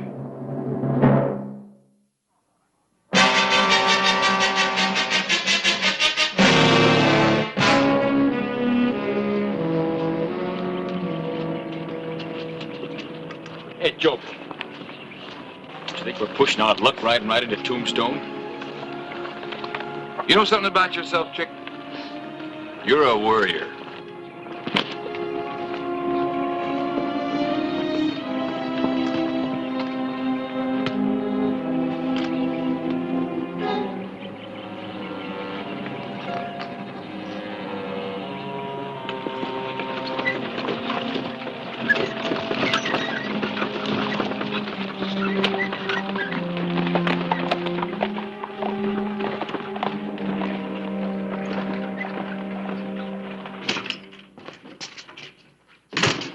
Sheriff Hollister? Yeah? From General Claybank. He said it was urgent. Thank you. It's the amnesty. By authorization from Washington, the governor of the territory of Arizona orders all involved principals to immediately lay down their arms and take oaths to keep the peace. Anyone breaking the amnesty will be summarily court-martialed and executed. Otherwise, all participants are fully pardoned. Does that mean Joby and Umber? Why, they've killed 7 men. That's what it means, Wayne. It's like the armistice at the end of any war. After a couple of years of fighting, the issues get confused, and there's right and wrong on both sides. So a full pardon is the only practical solution. Got to end somewhere. Begging your pardon, sir, but I saw those 2 gunmen you mentioned, Joby and Umber. Some out on the trail riding in, only a couple of miles out of town. Well, thank you very much, but they're not wanted men anymore. Unless they break this amnesty, I can't touch them.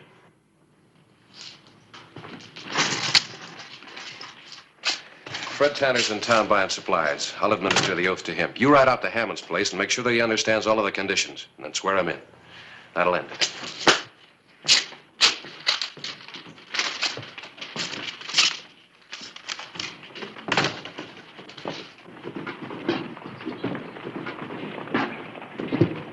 Fred. Still chasing Hammond's hired gunman? Or have you quit trying? I wouldn't say that. $50 a man Josh Hammond pays them. You haven't even touched them. They're murderers, cold-blooded murderers. There was a lot of blood spilled on both sides, Fred. Besides, I need proof to arrest anybody. And I'm not looking for him anymore. Neither are you. The amnesty's come through. It's all over. I'd be glad. Except for that Joby and that Umber. Yeah. Yeah, I know what you mean. Come on over to my office. I'll give you the oath. Wayne's out getting Hammonds now. All right, Clay. You know the real reason I'm glad it's finished? After 3 years of shooting and killing, it's not so much the land anymore, nor what this sort of thing has done to me. It's what it might do to my son. Les was 14 when it started. He's 17 now, and figures he's big enough to help out with a gun. Or be killed by one.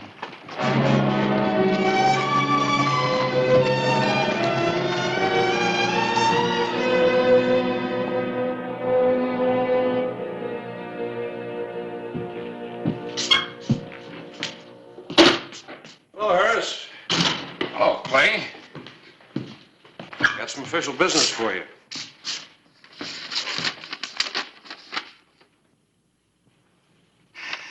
Well, this is one notice I'll be happy to print. Free.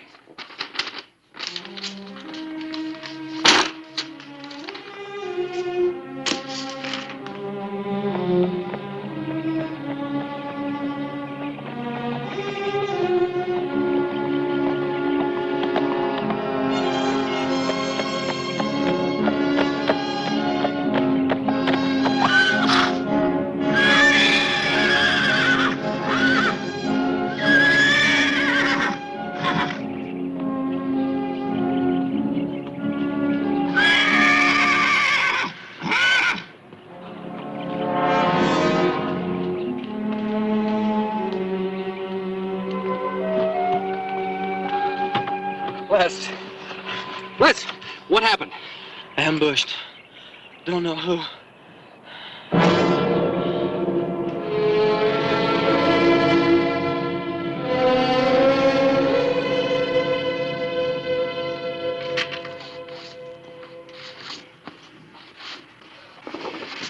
$20 enough? Yeah, you post one of them. I'll take care of the rest. All right. Thanks.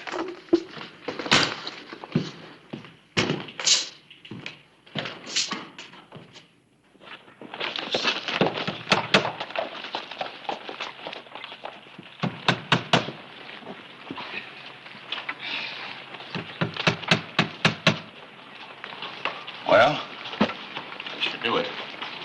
Guess we should have come about 15 lives sooner.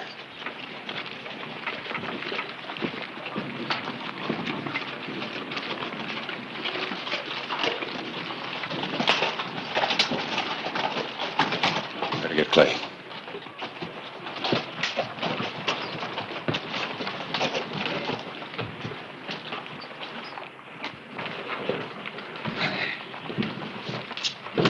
You the newspaper man? That's right. I sure hope the rest of the people in this town know how to read. Ain't that right, Chick? Oh, we ain't about to break the amnesty. Only it don't say nothing about self-defense. In case somebody else starts something. Well, hello, Sheriff. Sure nice to meet you after all this time. Ain't it nice, Chick? Oh, sure is. Listen carefully, Joby. As far as I'm concerned, you and your partner are nothing but murderers, amnesty or no. But I'm not going to run you out of town, because I want you here. I want you real close. And if you so much as wiggle a trigger finger, I'm going to haul you in. Sheriff, we ain't gonna wiggle nothing. Unless somebody else wiggles first. Say, in case you want us, we'll be over at the Oriental Saloon celebrating our new standing in the community.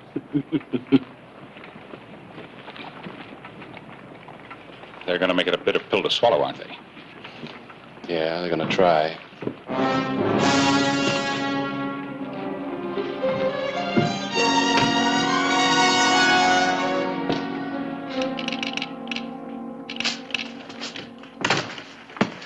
Hello, Ellen.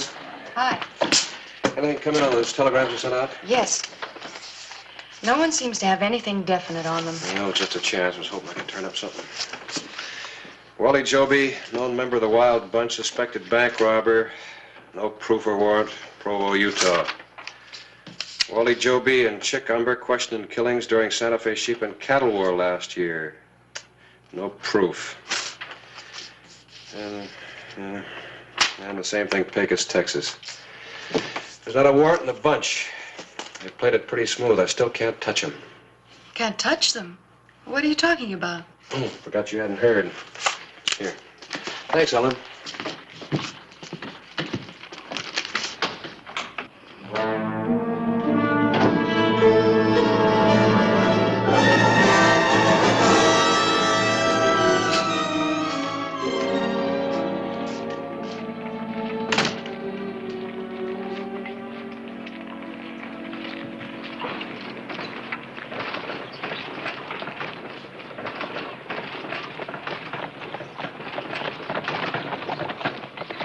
Come on out, Hollister.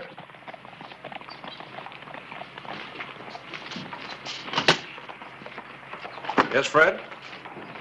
Look in the back.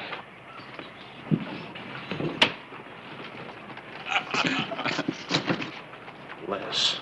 He was still alive when I found him. Didn't even know who did it. Somebody ambushed him. Who do you think did it? I wanted you to know, Clay. I wanted you to know why I'm going to find Joby and Umber and kill them myself. Look, Fred, I've known you a long time. I know how you feel.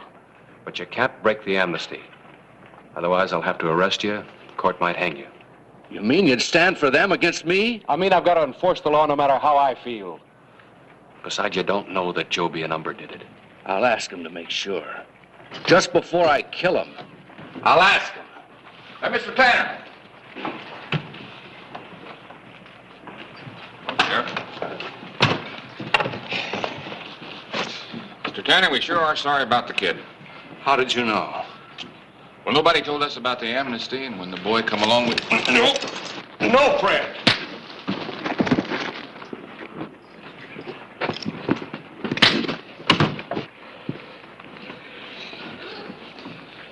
be back. Next time, things will be different. I'll bring enough men to do it my way.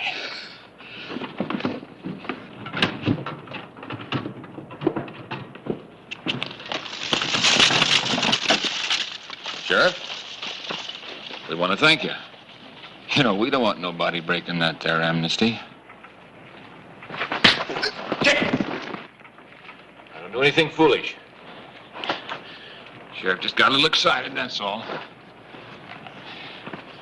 We got nothing to worry about. Not with the law protecting us the way it does. Joby! Something for you to remember. There's one man the amnesty doesn't include. Who? Me.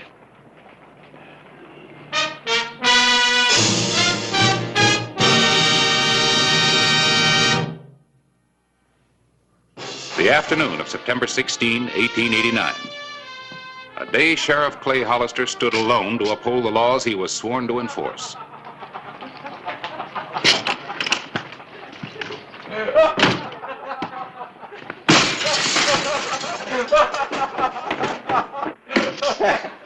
Here you are, bartender. That ought to cover it. And that ought to cover another bottle. Let it never be said that we're breaking the law. Right.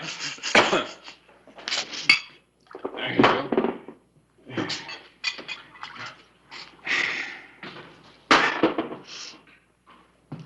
I feel like a little poker, Chick. How about you? Sure. What about Tanner? He ain't gonna bother us none. You saw what the sheriff did. Next time he'll use his gun if he has to. Bring the bottle. You two gentlemen would like us to join you, wouldn't you? Yeah, wouldn't you? It's mighty obliging of you. Let's see here. 10, 20, 40, 50. Seems like all our money comes in $50 batches nowadays. 350, 400, 450, 500. Well, that's it, Clay. $500 reward to the man who kills Wally Joby and Chickumber, donated by the citizens of Tombstone. What do they want from me? They elected me to this office to uphold the law, and now they offer a reward to go out and break the law. They feel pretty strongly about it. Well, you know how I feel about it. Yeah. So do they. That's why they gave me the money instead of you. You can just give it back to them.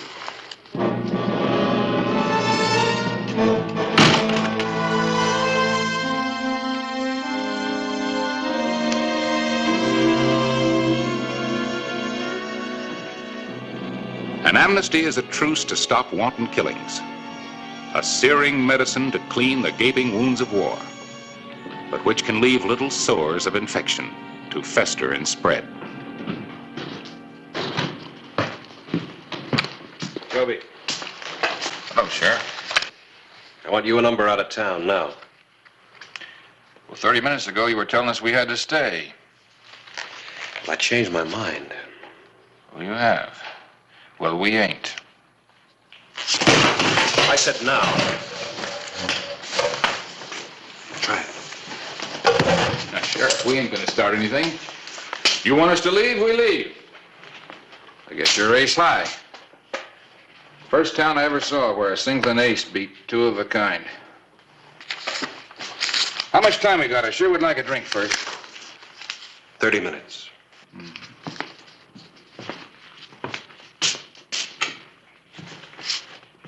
Clay? Harris said you probably were here. Outside, Ellen. There's trouble, Clay. At the post office, I overheard them. Most of the merchants, Maddox, Wilson, Richardson, they plan to join Fred Tanner when he comes back. What are you going to do?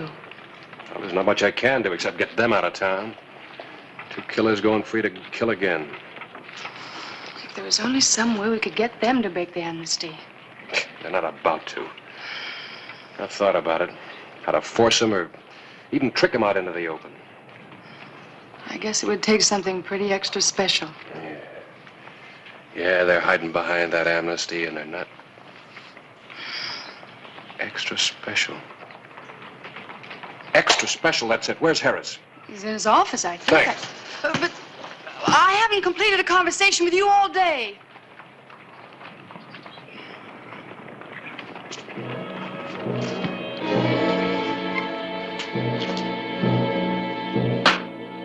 Harris, I know how I can do it.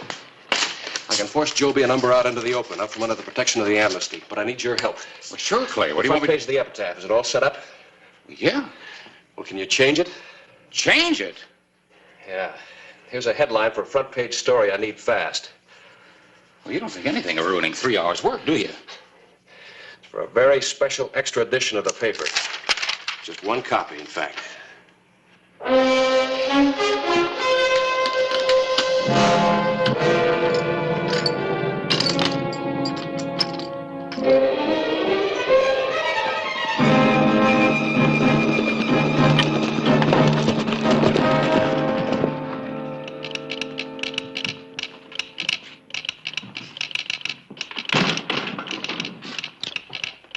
Just a moment, please. Now, may I help?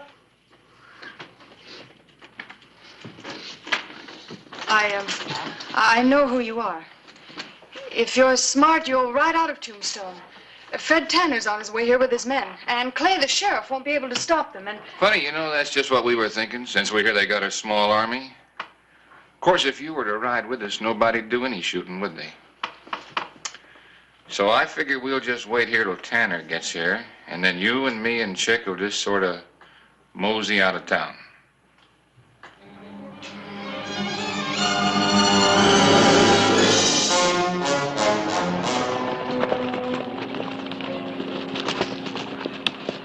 Just in case they slip through, two of you take the east road. We'll meet you at the edge of town. Don't forget, I want those two. All right, let's go.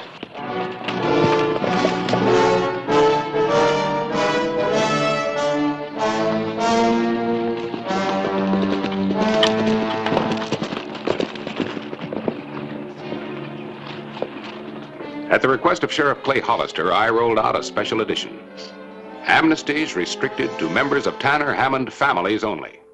All hired killers and gunmen to pay for their crimes. 15 minutes. Quick work. I'll just make sure they see it pronto. Yeah, I'll be waiting for you.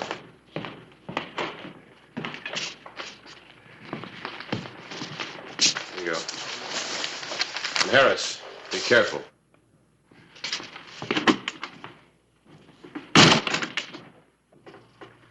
Hey, Chick, let's load the saloon, just a couple of bottles.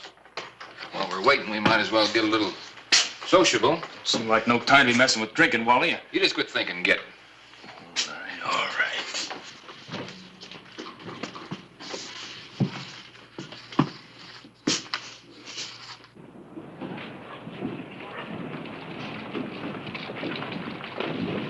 Umber, the sheriff's looking for you.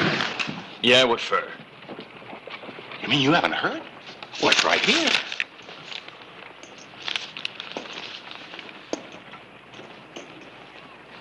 They can't do this. They can't do this.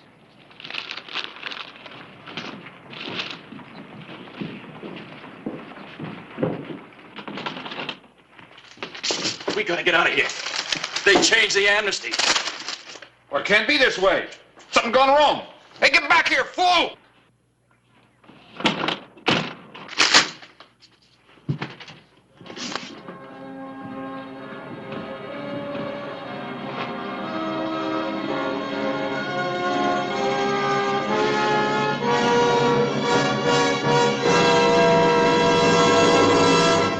Get away from that horse, Sheriff.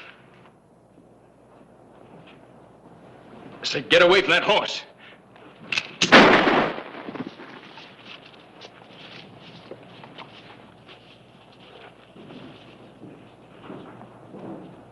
Tanner. Yeah. And where's Joby? Telegraph office, I think.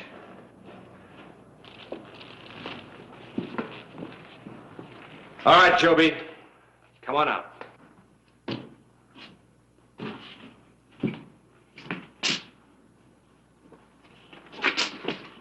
Now, don't ask for it.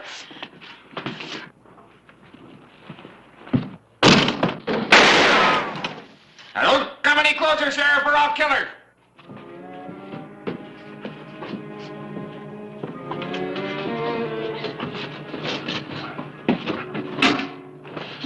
can't get away with this. Why not?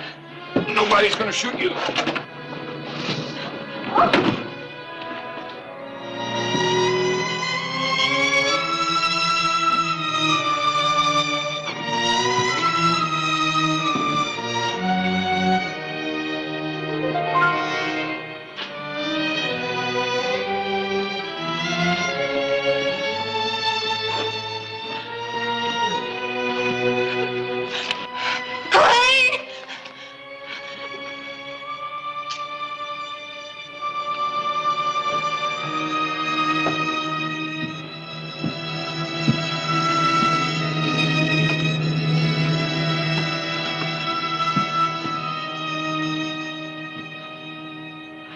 Let her go, Joby.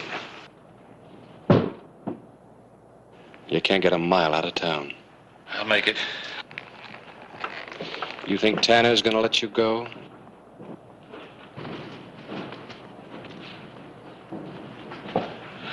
You call Tanner off or I'm gonna kill her.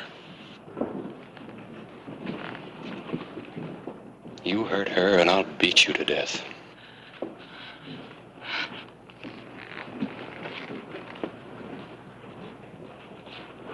Joby.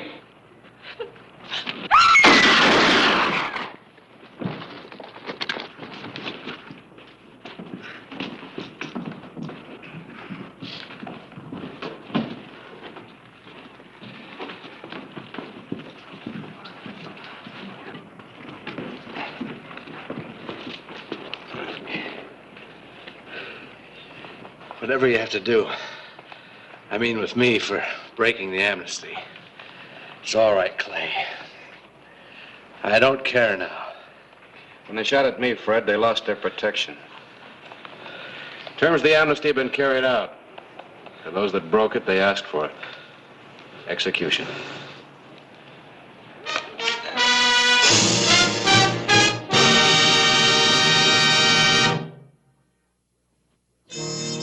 You know, Clay, I sort of hate to break up this front page. First time in my career I ever put out a one-copy extra. You better save the paper. Someday it might be a collector's item. They were safe until they tried to shoot it out. You sure came up with an ace in the hole. What makes you say that? I heard about it. Joby had it figured right at the Oriental. What do you mean? Wonder if he knew he was playing for such high stakes when he said this was the only town he'd ever been in where a singleton ace beats two of a kind.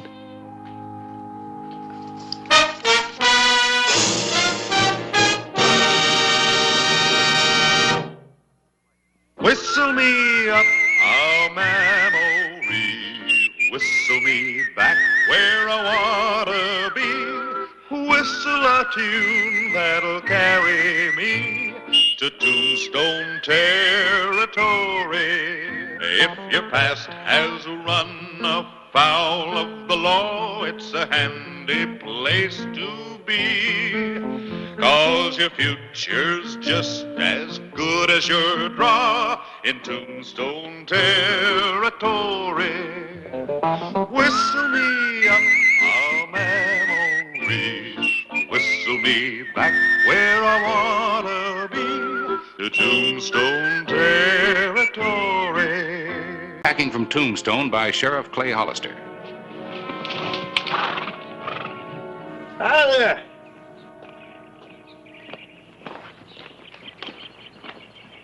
By Ginger, I wasn't expecting to see you back this way so soon, Mark. I figured you were having a high old time in Tombstone. Things are kind of slow. Don't just sit there. Light down. I'm just about ready for chow. Got something to celebrate. Sure run into something today, boy. Yes, sir. I guess old Pecos will die rich after all.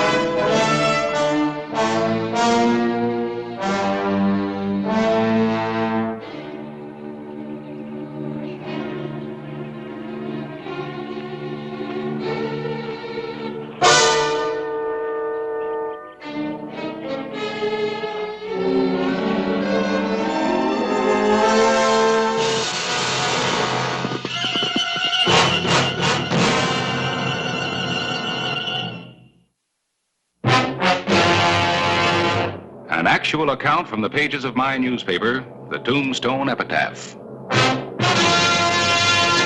This is the way it happened. In the town too tough to die. Tombstone territory.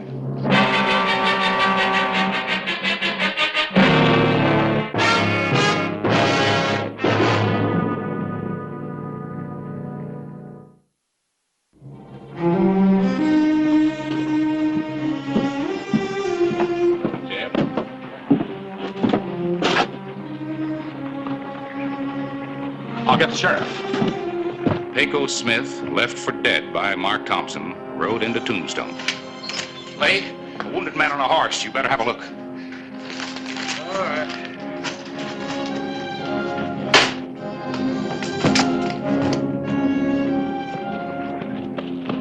Hold it. It's Pecos Smith. Yeah, and he's still alive. You, get the doc. Come on, help me get him over to my office. Easy.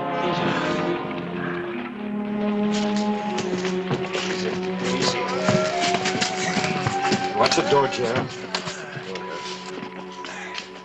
Swing around. Take him, Clay. I got him. Easy now. You're gonna be all right, Pecos. You're gonna be all right. I asked him to share Chow. Ask who? Ask who, Pecos? Mark Thompson. I thought he was wild, but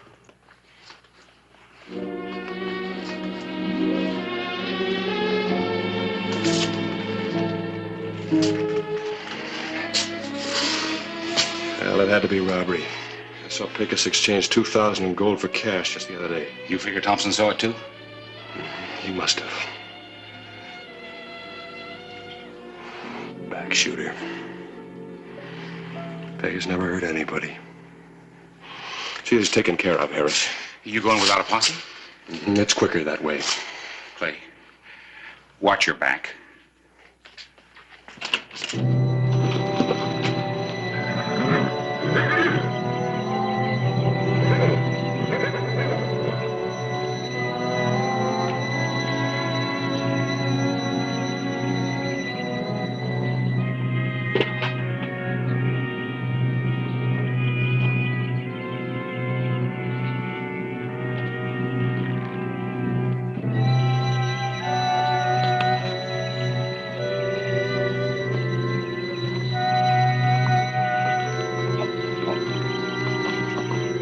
November 18, 1888.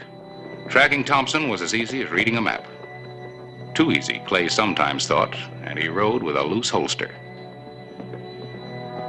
November 20, Clay Hollister was still on the trail. It led to a town in the Chiricahua foothills.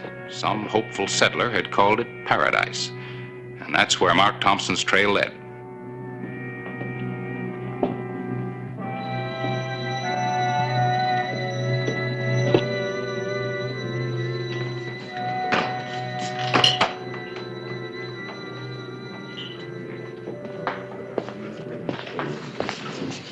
Double. Well, howdy, Mark. I'm glad to see you, son. You'll all be right pleased, too. Yeah. You gonna stick around this time? You got any objections, Marshal? Still carrying a chip, huh? Minding my own business, if that's what you mean. Anything else on your mind? Nope. I've tried my best to be friends with you, Mark. You'll never be able to say that I didn't. Well, maybe you'll be glad to see your ma. I hope so. She's missed you, son. It ain't easy running that place alone. Well, I'm glad you realize that.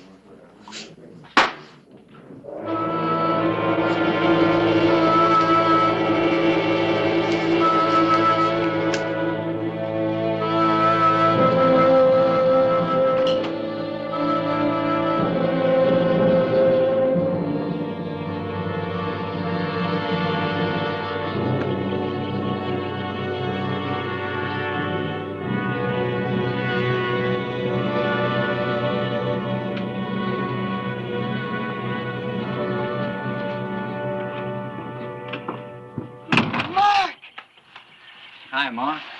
Oh, I knew you'd come back. I just knew it. Well, you're looking good, Ma. Oh, Mark, let me look at you. 6 months. Oh, you're thin, Mark. You been eating regular? Oh, Ma, will you quit fussing me?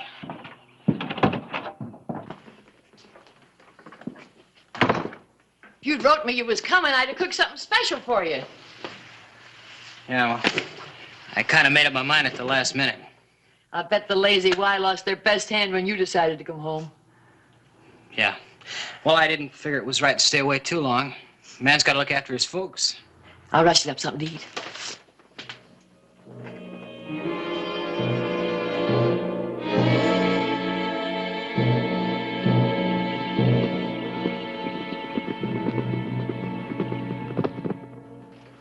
They run off 2 of my horses. Never saw a hide nor tail of them again. Did you report it to the marshal? You know better than that. Well, look, it's all right to be stiff-necked, Ma, but sometimes you got to use people. Even a lousy marshal. Oh. Your pa never used anyone. He wouldn't have liked it. Gee, things would sure be different around here if your pa'd only lived and if you were only more like him. Ma, I'm myself. I ain't Pa or anyone else. If you'd stay home, we could fix up the place and go on. Do you think they'd let us? Do you think anyone's going to give John Thompson's family a break? Well, I don't know. Sometimes I think it's all in our heads. We remember so clear, and we think everyone else does, too. Nobody's forgotten how Pa and Uncle Fred were killed by the law. It's just no good here, I tell you. You know, if we were smart, we'd sell out. There's plenty of people who'd buy this place. We got the best water around here. No, son. Your pa's buried here, and I ain't deserting him. Ma, let's sell the place. Now, with the money you could get and with what I've got here, we could start all over again. Where'd you get all that money? What difference does it make? You in trouble, son? Now, there you go again. Of course I'm not in trouble. There was a game in Tombstone. Everything came my way, that's all. Now, this is yours. I want you to take it. Where you going? Ma, when are you going to realize I'm growing up? Now, I just came home. I want to go see the boys. Sure. I keep forgetting. I'm sorry. I'll be home early. Keep out of trouble, son. November 21, 1888. Fate was dealing a tricky hand. Sheriff Clay Hollister was less than an hour out of paradise.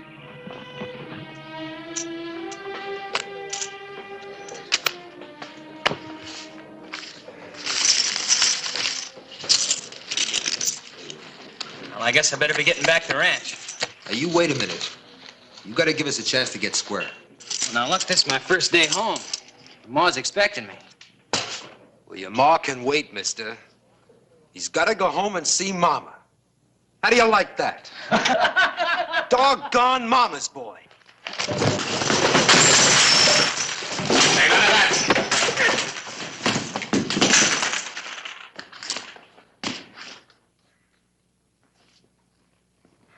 I was just kidding, Marshal. It was just for laughs. Yeah, you could have died laughing. Now, there'll be no more trouble over this, you understand? The boy just had a little too much to drink. All right, Marshal, have it your way. But make sure he knows it, too. Give me a hand. We'll take him out back so we can sleep it off.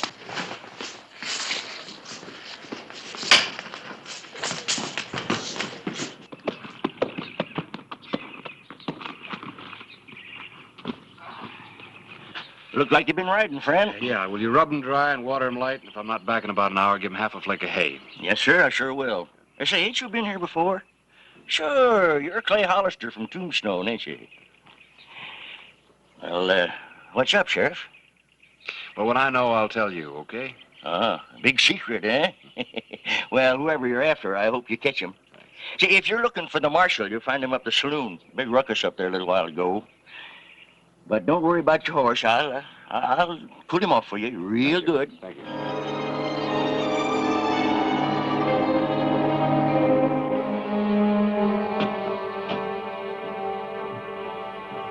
Clay, you old son of a gun. How you been? Well, I couldn't be better. What brings you up this way?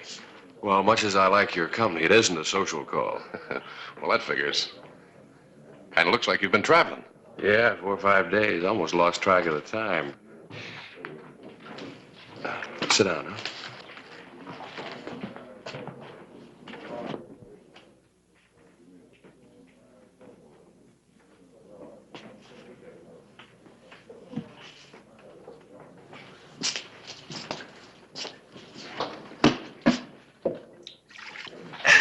Cliff, you know anybody around here named Mark Thompson?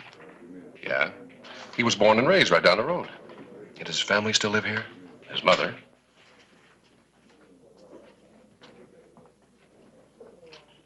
What's it all about? Murder. Murder. And Tombstone, a miner, he backshot him. Have you seen him around? Yeah, he got into a fight in here. I had to lay a pistol to his head. Knock him out cold. He's out back sleeping it off. Lead off.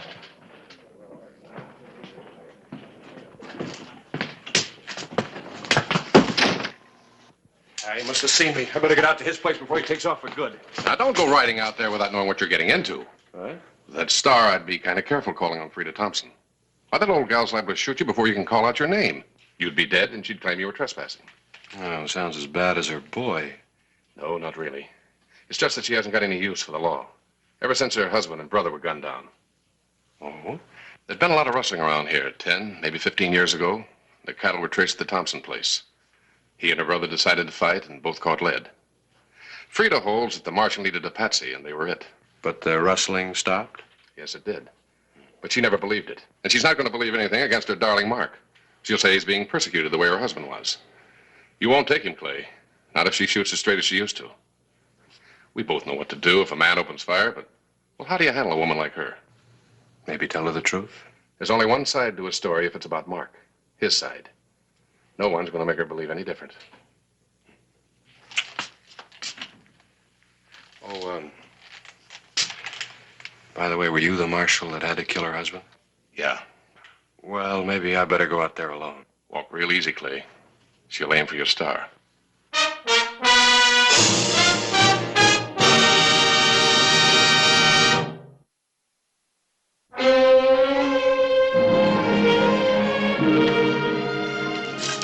Mark! What are you doing? What's wrong? Mom, will you please leave me alone?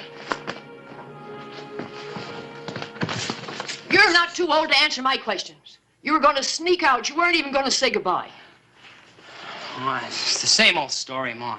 Something goes wrong and they blame me for it on account of Pa. There was a killing in Tombstone. Somebody told the sheriff who I was. That's all he needed. I was playing cards with the boys at the Paradise when he rode in. He's a killer, this Hollister, I know. I didn't want to sneak out on you, Ma, but I was afraid. Sure you were. When are they going to leave us alone? Look, you remember that cave you used to hide in when you were a kid? No one will think of it. You go there, and if Hollister comes, I'll handle him. And you stay there till I give you the word. Thanks, Ma. I don't know what I'd do without you.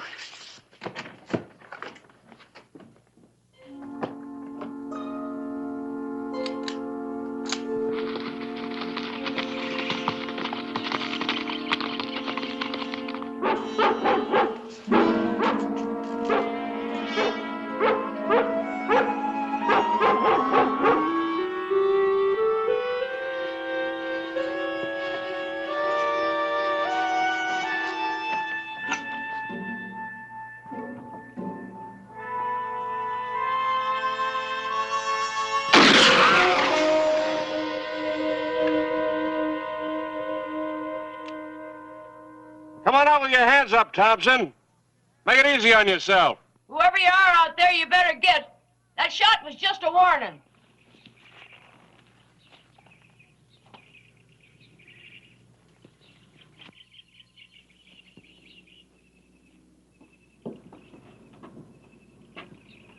I told you to take off, mister. You're trespassing. You're not going to shoot me, Mrs. Thompson. Or you wouldn't have fired that warning shot. Every man's entitled to one warning. After that, he's on his own. Now, ride out, mister. My name's Sheriff Hollister, ma'am. I'm through talking, Sheriff.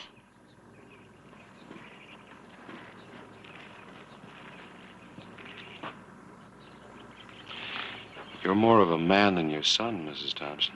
What do you mean? He never would have warned me. That's careless talk, Sheriff. With a gun on you. I've come to get him. He's wanted for robbery and murder. Mark told me all about it.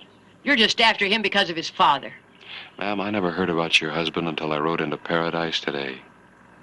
Mark backshot an old man for his money. The man lived long enough to tell me. You're lying. And Thompson never shot anybody in the back. No, ma'am, that's the truth. And I'm not leaving this part of the country without him. He's coming back to Tombstone with me, and he'll get a fair trial. If you want to, you can come and see for yourself. Stay right where you are. All right, ma'am. I know he's not inside, or there wouldn't have been a warning. You don't think much of my son, do you? I held that old man in my arms while he died. He was shot through the back, and the last thing that he said was that Mark did it. Now, I'm going to get him. You Johnny Laws are all the same. You shoot first. Then if he's innocent, no one will ever know. You'll have buried your mistake. Look, Mrs. Thompson, I know that Mark isn't far away. Now, if you want to, you can take me to him. That way he'll get his chance in court. What do you say? I say you're too slick, mister. And I don't trust you. Now get out of here fast before I change my mind.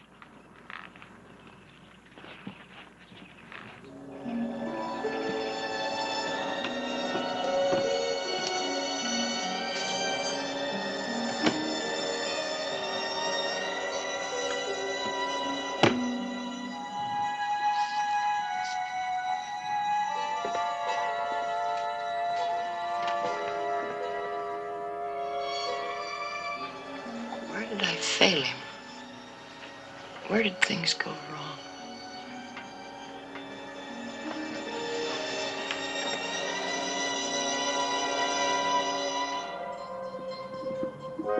Clay Hollister was combing the Chiricahuas, trying to cut Mark Thompson's sign. He was sure the fugitive was hiding in these hills.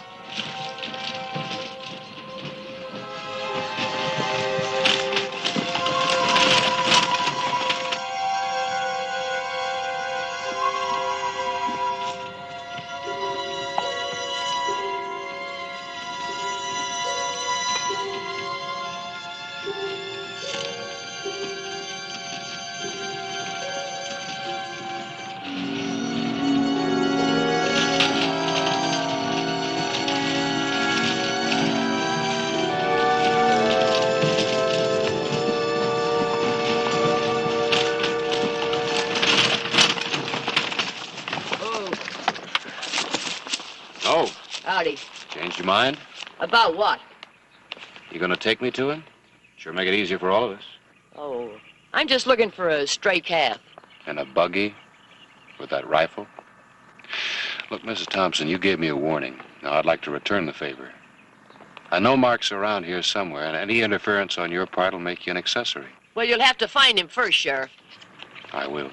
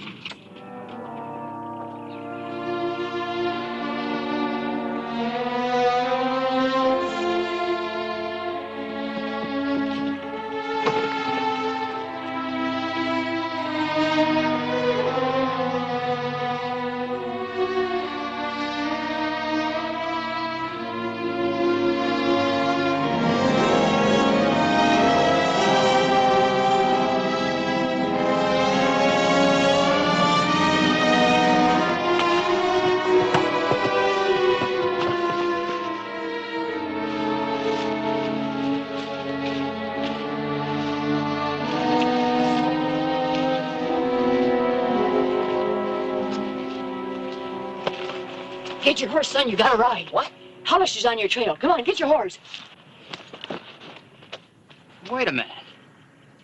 Well, this is just great, Ma. We couldn't ask for anything better. What do you mean? He'll never know what hit him.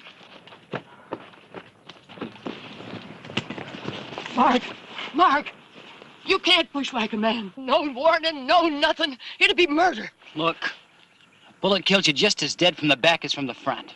And it's a lot safer. But Mark, your father wouldn't. My father? You know, I'm sick of hearing about him. What he'd do and what he wouldn't. Look, Pa's dead and I'm alive. And I'm gonna stay that way. But Mark, you gotta live with yourself and you won't be able to if you do this. Won't I? It won't be the first time, Ma. I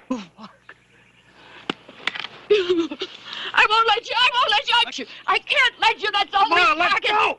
No, Mark.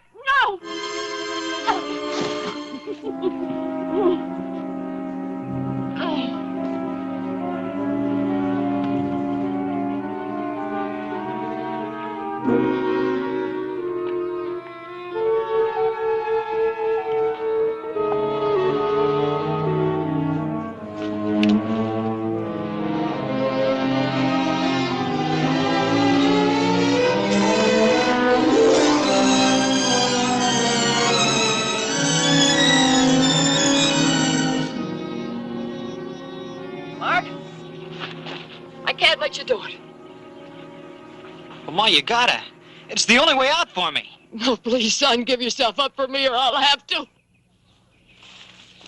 Mark!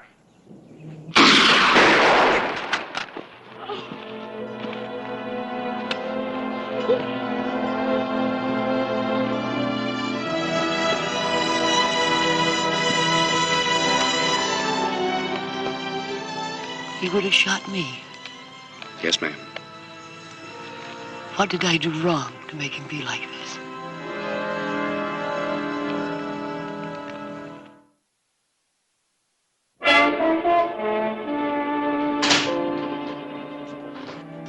Cliff, Sheriff, one for the road? No, thank you. We were just talking. Who's to blame? Kid goes wrong, it's so easy to blame the parents. I feel real sorry for Mrs. Thompson. Any chance of getting her to move away from this? No. She'll bury the boy next to his father and go right on working the place. You had to kill one of them. I had to kill the other. Some business we're in. Yeah, some business. Well, Clay, if you're ever in this neck of the woods, stop in again.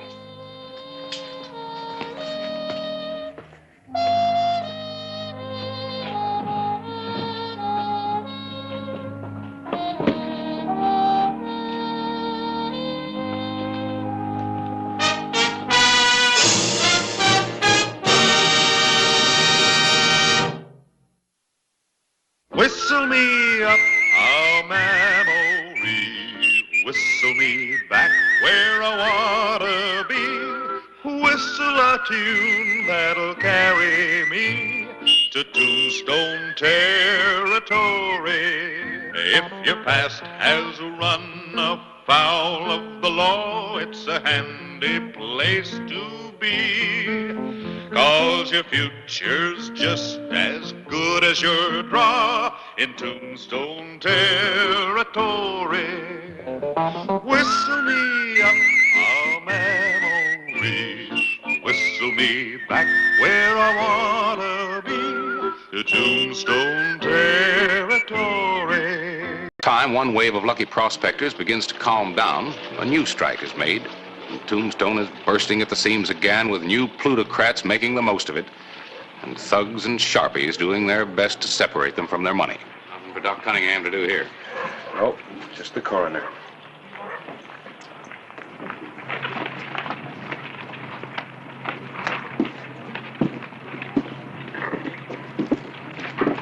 It's getting too common to even make news for you anymore, isn't it? You still think it's one gang?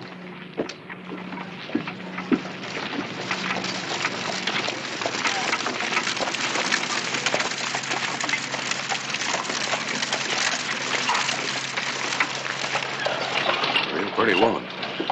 And a real lady. I'm not so sure. About it being one gang, I mean. Whether it's one or a dozen, they always seem to know which miner has money in his belt, which stage it's worth holding up, how exactly I'm going to ship the bullion, and they know when I'm not going to be here. Tombstone territory.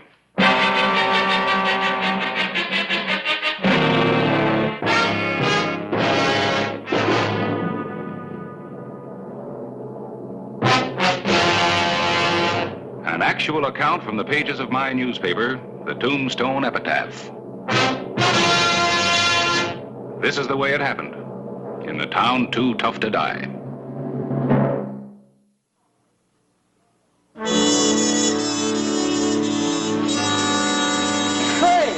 Clay Hollister. Jack. Month of Sundays since I laid eyes on you. Sure is. This is Harris Clyburn, editor of the Epitaph. Voodoo Jack Oliver. Lucky Jack Oliver. Don't want to mention figures, gents, but just twixt you and me and the lamppost. $40,000 in cold, hard cash. Well, I hope you haven't got it on you. Not so as it'll fall out of my pockets. I've been carrying it around in my money belt. But nobody knows I've struck it rich, so I'm changing my style, gents.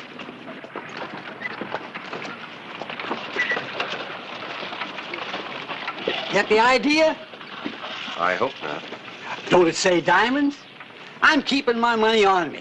Look, Jack, don't ask for it. This sheriff's made you suspicious.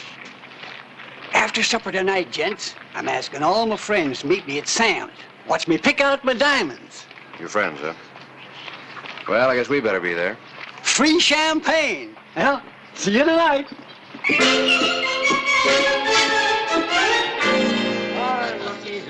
Well, Lucky Jack, how do you like that one? Huh? Only $1,800. $1,800. Well, they're all here. Keep them coming, Sam. Yeah.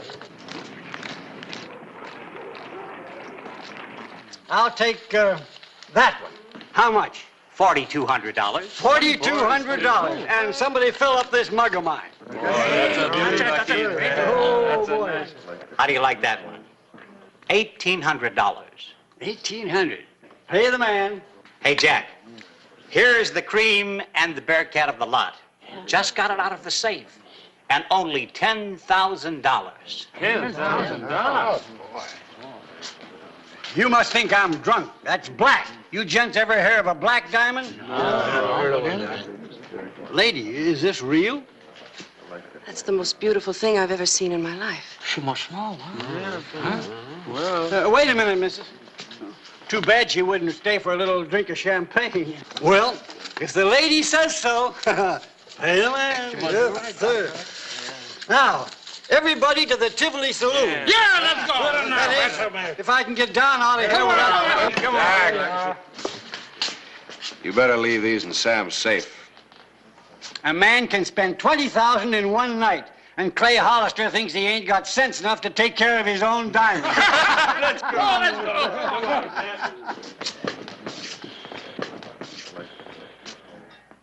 Well, they say there's a Providence that looks out for fools and drunks. Yeah.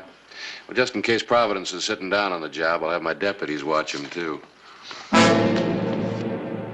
Lucky Jack Oliver, fourth stab victim in week. Well, I guess I need some new deputies. Lucky Jack, huh? Looks like striking it rich was the unluckiest thing that ever happened to him. A knife again.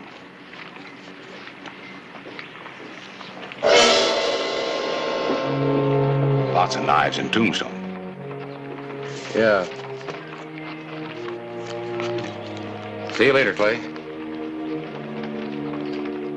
I'd like to take a look at your figures, if I may. Oh, if you will, please. I've grown to depend on you.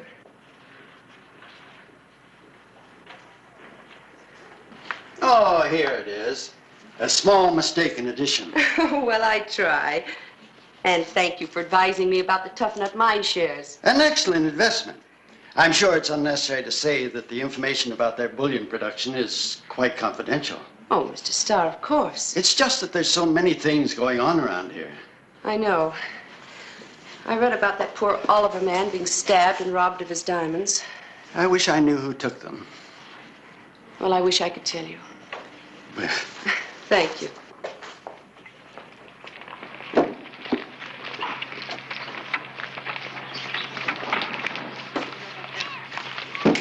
Do you have them with you? Bring them to my home.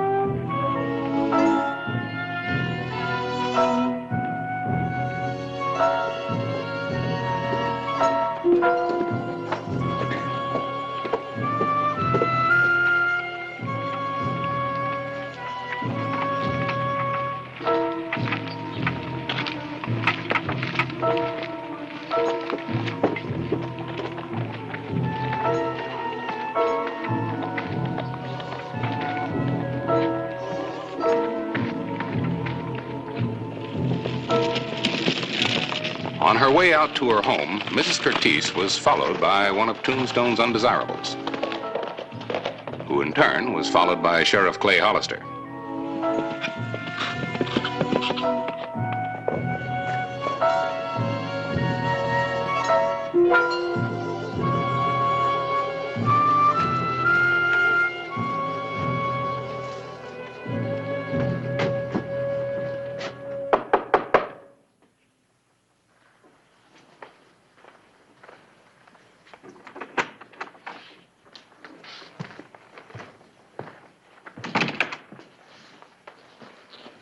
Give them to me. Yeah, sure. This is a real good haul.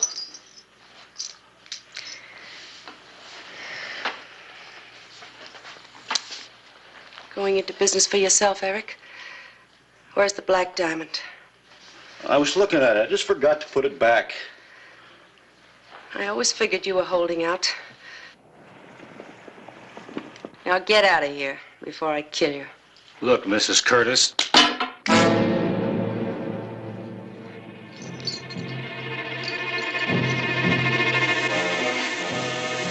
When it comes to killing, you're talking to a man who knows how. Don't do it, Eric.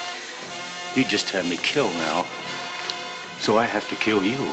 You can have him. You can have anything.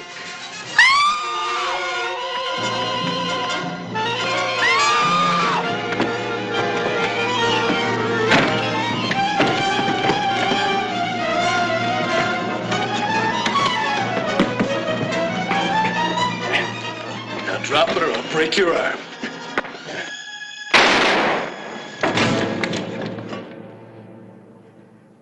I thought he'd kill you.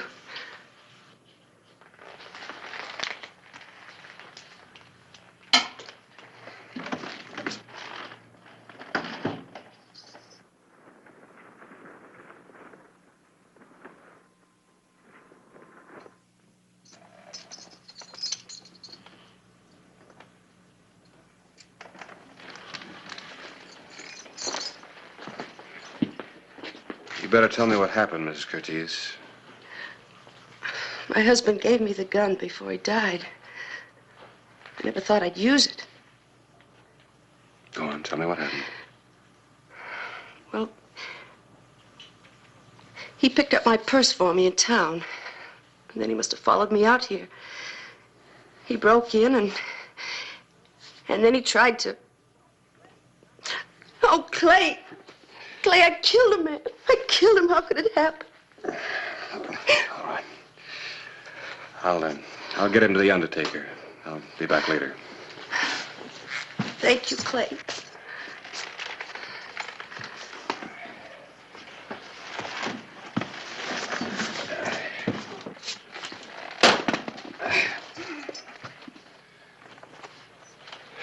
This keeps up, we'll have more people in Boot Hill than we got in town. Mm-hmm.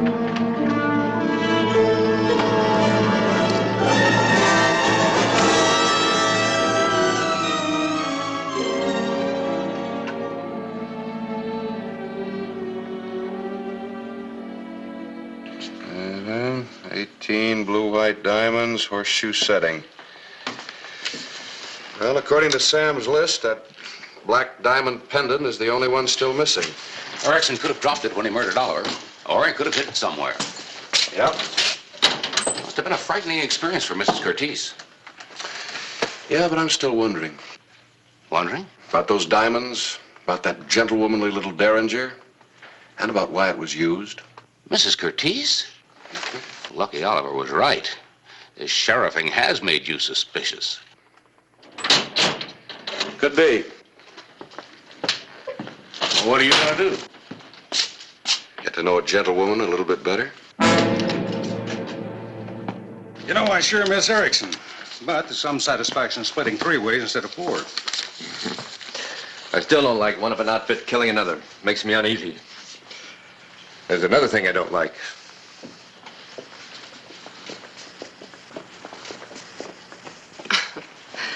Look, Clay Hollister hanging around me is the best thing that's happened since Mr. Starr took a fatherly interest. When we take the tough nut mine Star told you about, there's going to be a lot of silver bullion wanting to be moved. And I'll take my usual shopping trip to Tucson. Now, you boys better go, huh?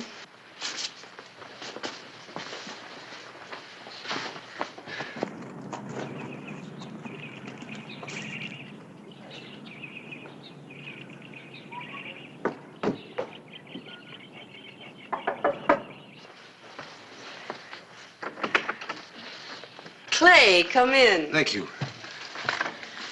Oh, you look beautiful, Sarah. Thank you.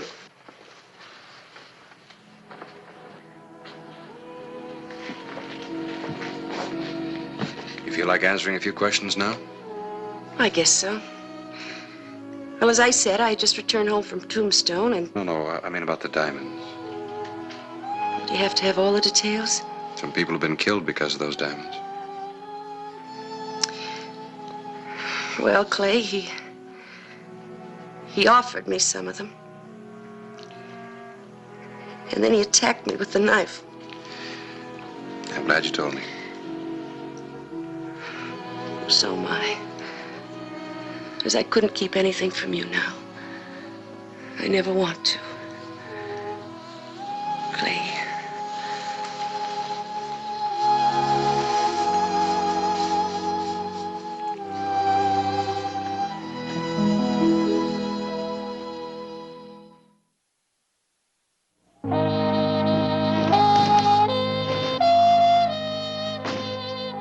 The morning of September 15, 1881. The environs of Tombstone were rocked by an explosion at the office of the Tough Nut Mine. The loss was both human and monetary. Just how many people knew that the bullion was stored here for shipment? Some of our regular investors. All of them men? No, the principal of our local school, the widow of Reverend Caleb Smith, are among the ladies. Well, could I see the list, please? I'll have to go back to the bank. But they're all solid, respectable people. I'll vouch for them.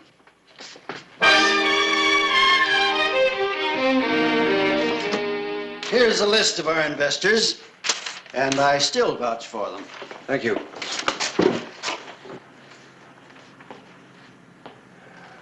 Yeah.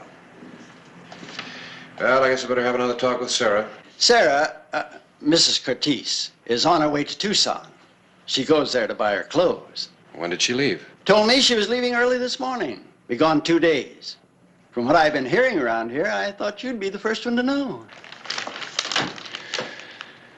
Well, her name's here, all right. But then so is the school principal and the widow of Reverend Smith and just about every other respectable person in Tombstone. Tell me, Clay, how are you going to arrest him? Wholesale or one at a time? Very funny. But your suspicious sheriff would still like to know why she shot Erickson before he could be interrogated. Any suggestion? September 17, 1881. Mrs. Curtis was due back from Tucson, and a troubled Clay Hollister rode out to welcome her and to again study the mysterious gentlewoman.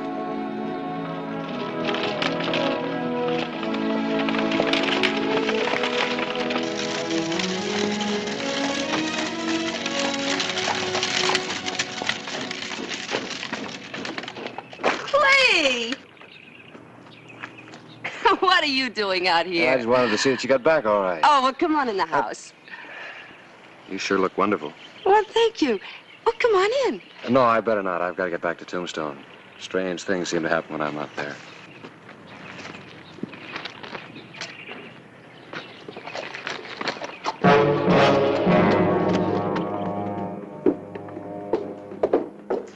Personally, I think you're jumping to conclusions. Clay, you told me yourself she has imitation jewelry by the handful. A rare black diamond just exactly like the one Lucky got killed for? Maybe.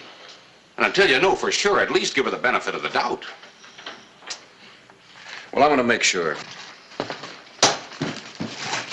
The Tough Nut's got another shipment of bullion about ready to go out. What are you doing? Writing you a headline. I'll give you the details later.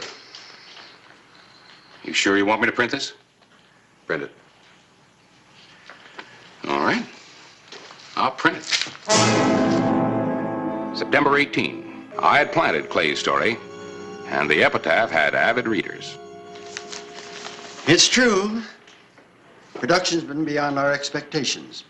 We're going to get back some of that money those scoundrels caused us both to lose. But I can't understand the editor printing this story. Every detail is here. And the sheriff made a particular point on keeping this shipment secret. Clay Hollister? Mm-hmm. Well, thank you for relieving my mind about the loss from the holdup. Oh, anytime, you know. Thank you.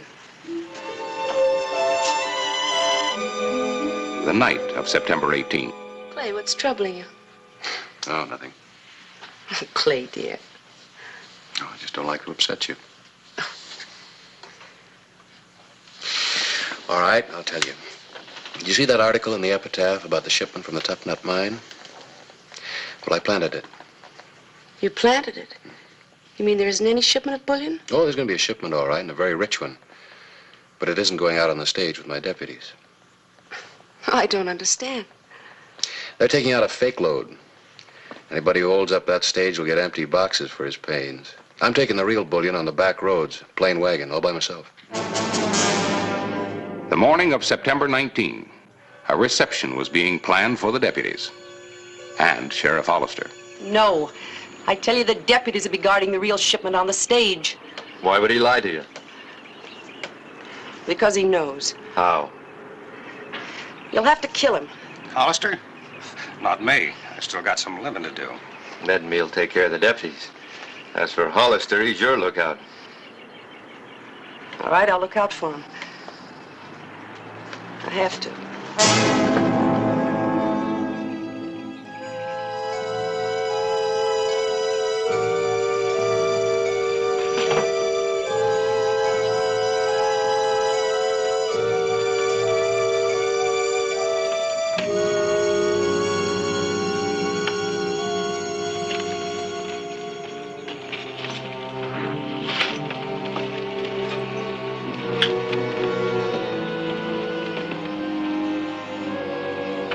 Good luck. Get up, Rick. Up, Ned.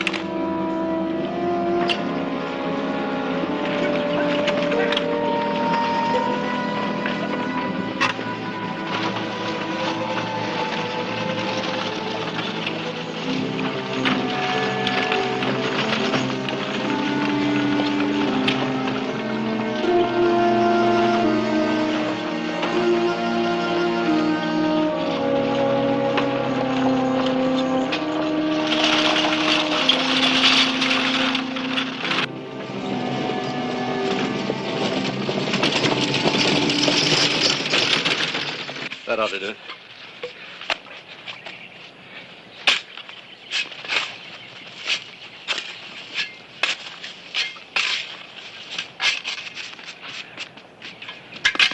Bullet in this piece of tin will set the dynamite off, all right. All we gotta do is wait for him to get to us now. Come on.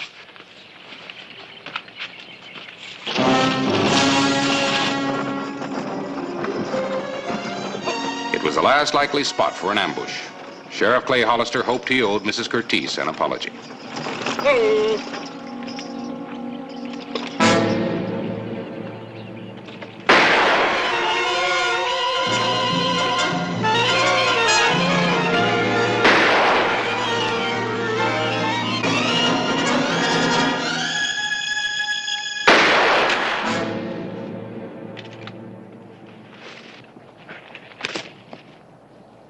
Sarah. Oh, Clay. I'm sorry, Clay.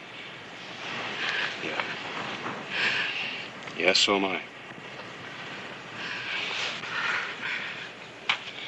Well, I guess you'll live. I'm not so sure I want to. I don't like jails. Clay, I didn't believe you about the bullion. The boys are at Mule Mountain, waiting to ambush the stage. Dynamite. Well, thanks for telling me. I wish I'd told you a lot more sooner. I'll send a doctor back for you. Clay, I'm glad I missed.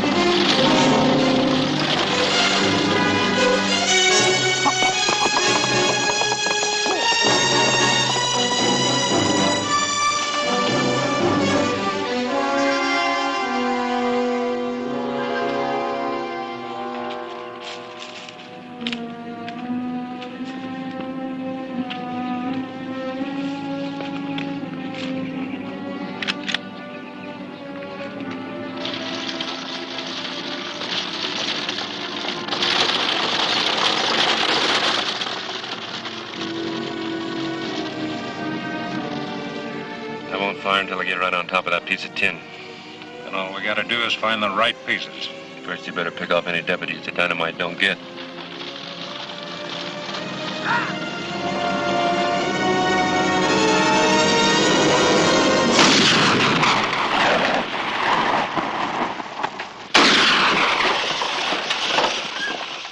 All right, drop the pistol.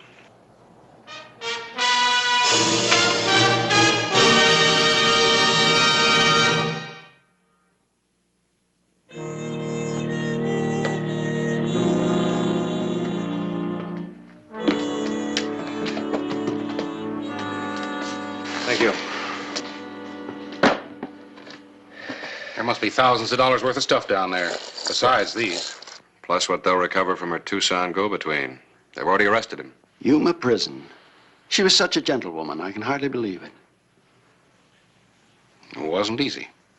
For me either. I'd have given a lot not to believe it. Maybe even one of these.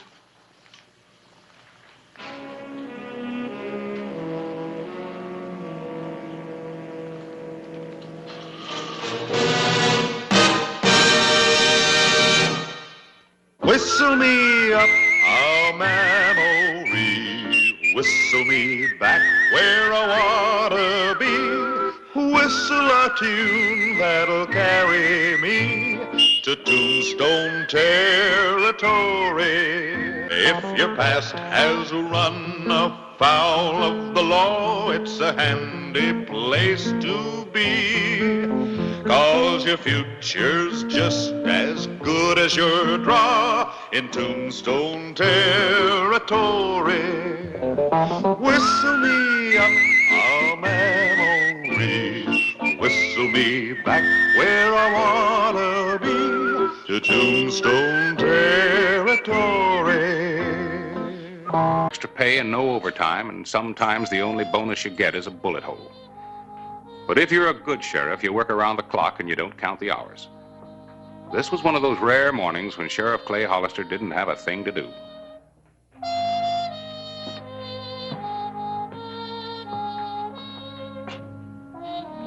Harris! Harris? Come on in. Morning, Clay. What's up? Oh, well, nothing. I just saw you going by. It's good to see you. Why? One of those mornings. Sit down. Why? Well, to talk. That's the trouble with people today. They don't have time to sit down and talk. Now, come on, sit down. You want to make it a dull day for me, too? No. Why don't you go talk to your prisoners? There's only one back there, old Uriah. Again? Yeah, he's sleeping it off. All I can get out of him is snores. Well, you've got your problems. Mine's breakfast. See ya. Well, what are you gonna have for breakfast? Oh, the usual. Poached eggs, Yeah. toast. Yeah. Oh, confound it, Clay. You know what I have for breakfast. Why don't you talk to your wanted posters or your pictures on the wall?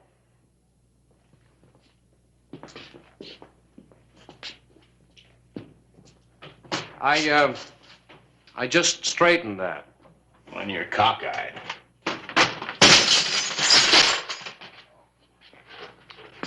Thanks. Oh, gosh, Clay, I'm sorry. Oh, that's all right, Harris. It's all right. No great damage. Go on to breakfast. That's not what I'm sorry for. Oh. Real bad omen. Real bad. What is? Your picture, too. So? So it means somebody's going to be killed today. And you're involved in it.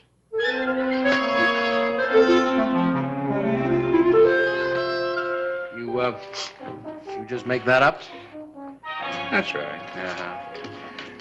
You said you didn't have anything to do today, so I just thought that I'd give you something to think about. Somebody gonna get killed. How do you suppose superstitions like that really do get started? I don't know. I suppose somebody makes a wild statement like I did. And it comes true.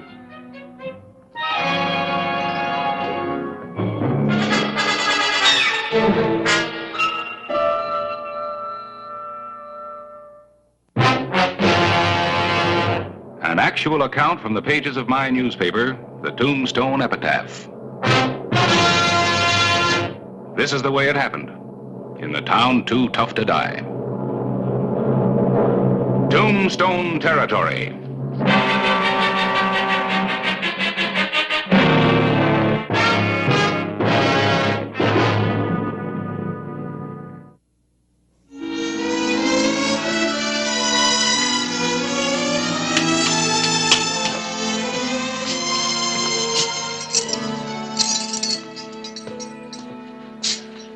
Uriah, come on, it's 6:30. Time to be up and out. Oh, Sheriff. You sure caused enough trouble last night at the Oriental. I did? Yeah. 1 table, 3 chairs, and 15 glasses. Well, any man's got a right to a little fun. Fun, huh? You know what's wrong with this world, Clay? Nobody ain't got no more sense of humor. Clay Hollister? Not me. Mr. Hollister, I want you to put me under arrest. I want you to lock me up and keep me locked up so I can stand trial. The jail in Tombstone is as good as any in the territory. It is clean, well-built, and comfortable. No one goes there voluntarily. At least they didn't until Chris Anderson rode into town. I just had to make sure you were Clay Hollister. Well, why is that so important? Because I want to get back to Brewster Flats. Alive. And you're the only man in the territory I can trust. Well, what's in Brewster Flats? I'm wanted for a robbery. A robbery I didn't do. Oh, you want to stand trial and clear yourself, huh? That's right. That's why I need your protection. Without it, they'll kill me. Who's they? The men who did the job.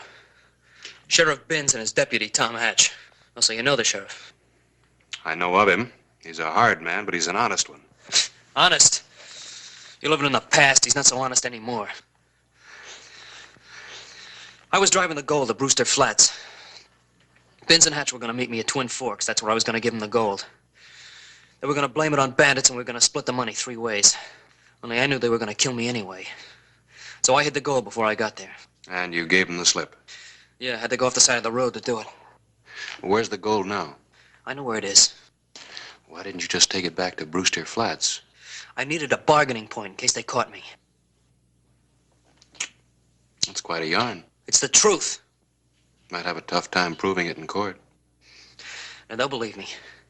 They'll believe me when I show them where the gold is hid. Where do you figure I fit into this? Sheriff Binns has a warrant for my arrest. Dead or alive. I want you to protect me from him. Well, how do I know you're telling the truth? Why would I come to you with a lie? If you don't mind, Clay, I'm going over to the saloon. Uriah, didn't last night teach you anything? Oh, I ain't going over there to drink. I'm going over there to work off the damage I done. You know, it isn't everybody in this town that draws down a regular paycheck.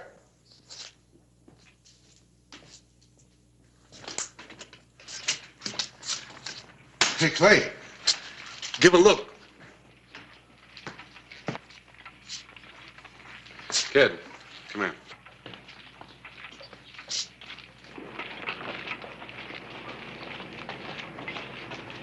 That's Sheriff Binns, all right.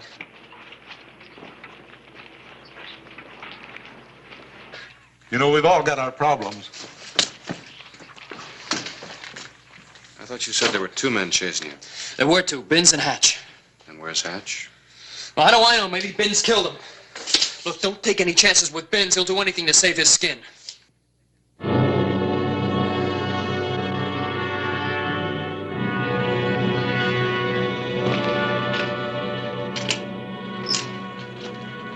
Well, Hollister, I see you've taken Anderson into custody. That's mighty cooperative of you. What's he done here, kid? You look sick. Where's your deputy? What deputy? Tom Hatch. I don't need no deputy to bring in a kid. I was told that Hatch is with you. You were told wrong. What do you say, boy? I told my story. I see. I see. The kid must have done a lot of talking. I suppose he told you I planned to kill him. It was mentioned. What else he tell you? Well, why don't you try to guess? Hollister takes a heap of jumping to keep up with a lying man. I just ain't as agile as I used to be. If there's any lying, he's doing it. The jury in Brewster Flats will decide that. Here's the warrant. All sworn, signed, and legal. And it means a bullet in my back and him claiming I tried to escape. Oh, he's got it all figured. He wants the gold. You sure got a heap of imagination, kid. I'm taking him back. Is that clear, Hollister? Yeah, you're within your legal rights. He's lying, I tell you. So you say. Would I want to go back to Brewster Flats if I was lying? I'd throw away 30 years of my life for a few bags of gold. Look, I'm not going back with him. You just take it easy, boy. Let's hear your side of the story. Oh, this beats all. 30 years as sheriff, and now I'm mistrusted by a member of my own team. I don't know what the star means to you, but to me it means scars, lots of scars. It's a tough job and a thankless one. It don't sit right to be challenged by a lying kid. When we learned the gold was overdue, Tom and me investigated. Caught the kid trying to hide the gold. He's lying! It was any proposition me to share the gold with him. It ain't often a man's faced with such an enormous temptation. I admit I gave it some thought. That's when he gave us the slip. Enough talk. He's going back, and that's final. I guess murder's legal when you're wearing a badge. I counted on you, Hollister. They're all the same. You catch them, they turn to jelly. The worst killer I ever knew cried for his mother when they hung him. You learn a lot in 30 years.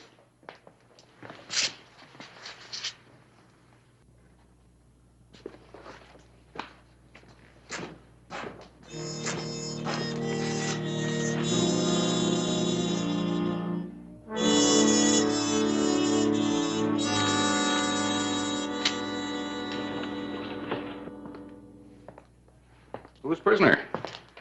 He's a robbery suspect from Brewster Flats. Oh, that gold robbery. I heard about it. Is the kid guilty? Well, he says not. They always do. He accuses Sheriff Binns. Well, now that's a novel idea. You know, it never occurred to me to accuse you of any of our robberies. Look, Harris, what do you know about Binns? Oh, good, Sheriff. If you like him tough. Yeah, but has he ever been in any trouble? Not to my knowledge. Why all the questions? Well, I heard two stories. Both of them are possible. I didn't want to turn the boy over to Binns. Well, when a sheriff and his deputy come to pick up their prisoner, I'd say that you'd have to believe them instead of the prisoner. Did you say deputy? Yeah, I reckon that's who it was. Big fella rode in with Binns, stayed over at the Crystal Palace while Binns came looking for you. How do you happen to know all this? I'm a reporter. Look, Harris, are you absolutely sure about the second man? Sure, I'm sure. You don't trust anybody today, do you? Hey, what's up? Just what I'm going to find out.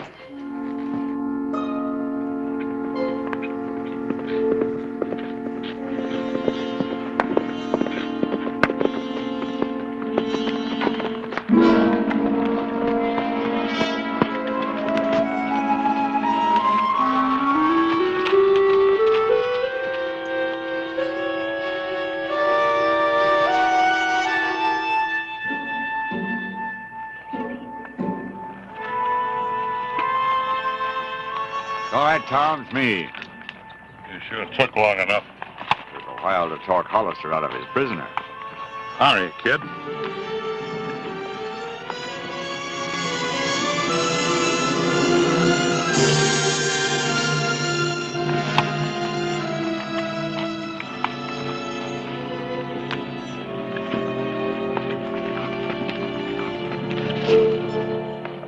Take it easy, Tom. It's Hollister. I'll handle it. Well, Hollister, I didn't expect to see you so soon again. That's your deputy? I guess I lied a little. Nothing serious. Just a matter of pride, good sense. If I got around how much I need him, I'd be through as sheriff. Get the point? Yeah, I guess I see what you mean. Say, Binns, I think I'll ride along with you to Brewster Flats. Well, now, that's very generous of you, but I think we can handle the kid ourselves. Well, 50 miles is a pretty long way. Wouldn't want anybody to get hurt. You sure take your job serious, don't you? You got any objections to my company? No, not at all. I have nothing to hide. 2 lawmen or 3. As long as we bring a prisoner into Brewster Flats. I'm glad you see it that way. Mount up, Tom. Guard Anderson. We got a long, hard ride ahead of us. All right, stop grinning and start moving.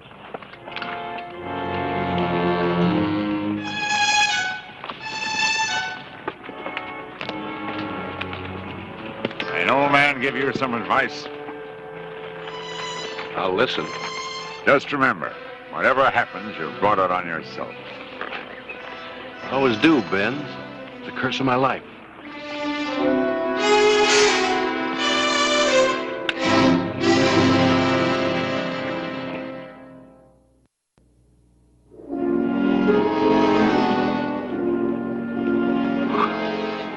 Noon, September 17, 1881. The first fresh stream. The 4 men had gone about 15 miles, and the sun had not helped to cool hot tempers.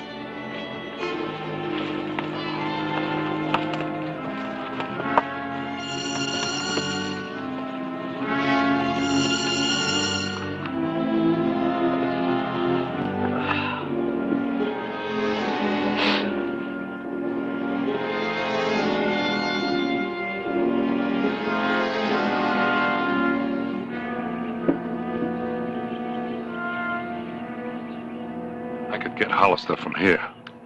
It wouldn't serve any purpose. Could drop him with 1 shot easy. Such optimism could be fatal. Why don't you talk English?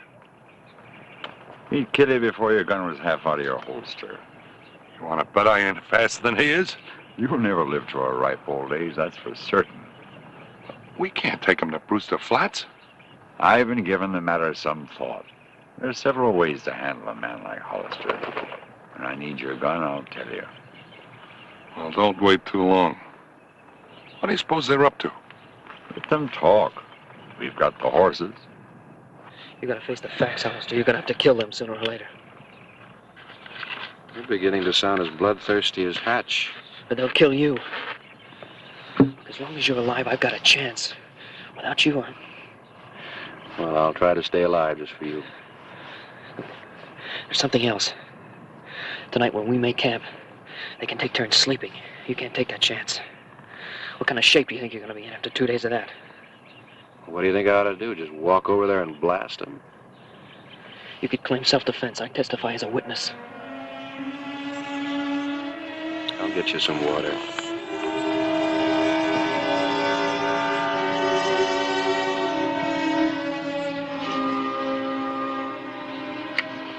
I'll keep an eye on the kid.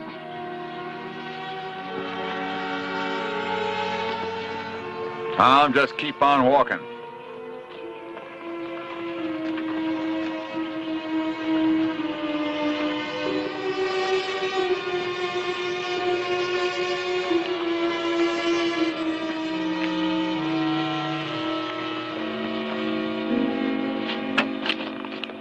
Why do you keep him around? He saved my life once. You don't look that sentimental to me. Or honest either, huh?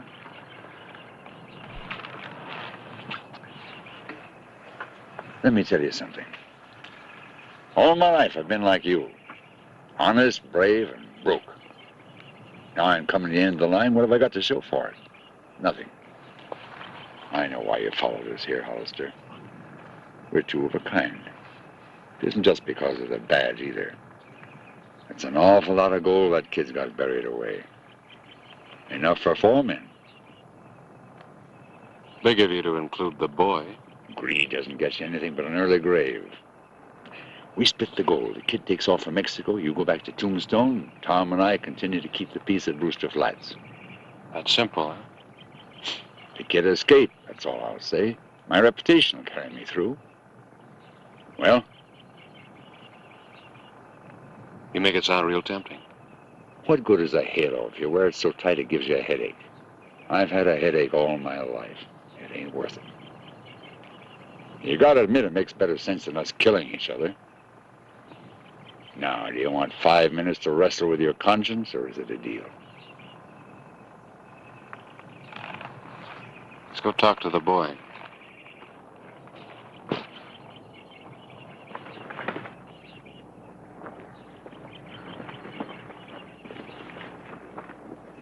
Tell him. He'll believe it coming from you. We want the gold, boy. 4-way split, and on my word on it, you can take off for Mexico.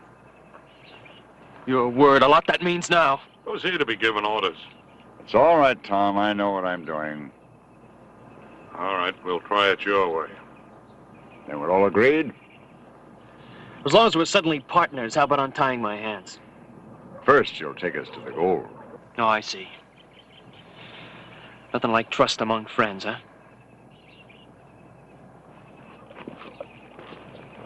What's the matter, Hollister? Your halo's still pinching?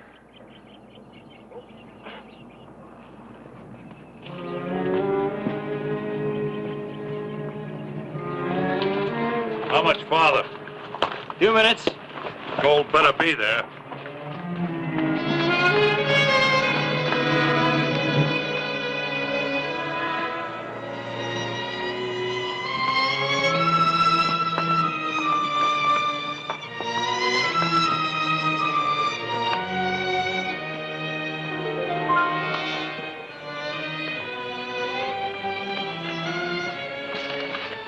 Find the gold right under there.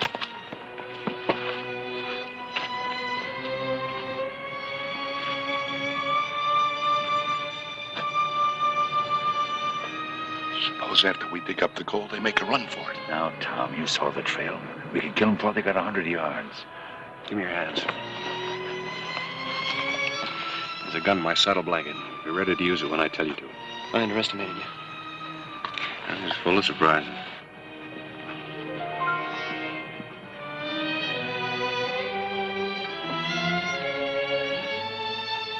Go get your shovel.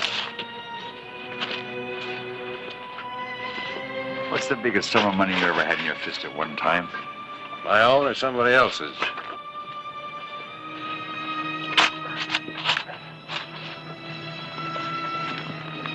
I once had $10,000 in my hand. Yeah? Caught 2 bank robbers and recovered the loot. When I returned it to the bank, they gave me a smile and thank you.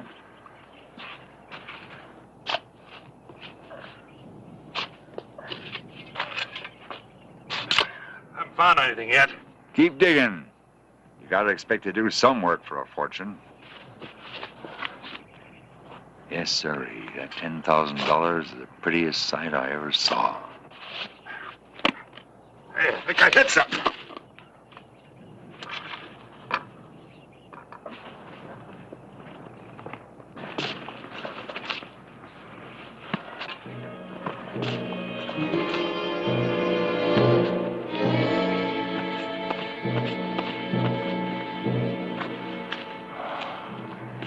I guess this is it, Tom. All right, hold it, both of you. Get their guns. Good work, boy. I guess your halo doesn't pinch as much as I thought.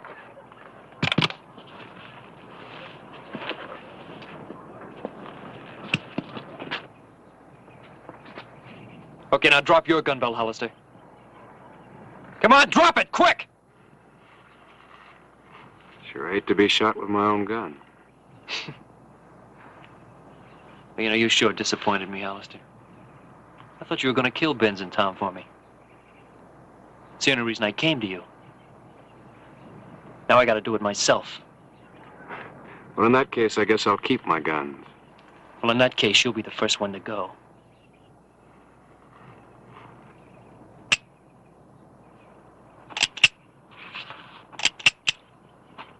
That's right. It's empty.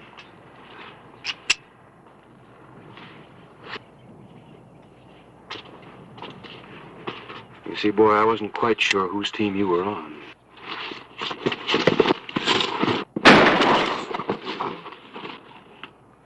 Anybody else got any wild ideas?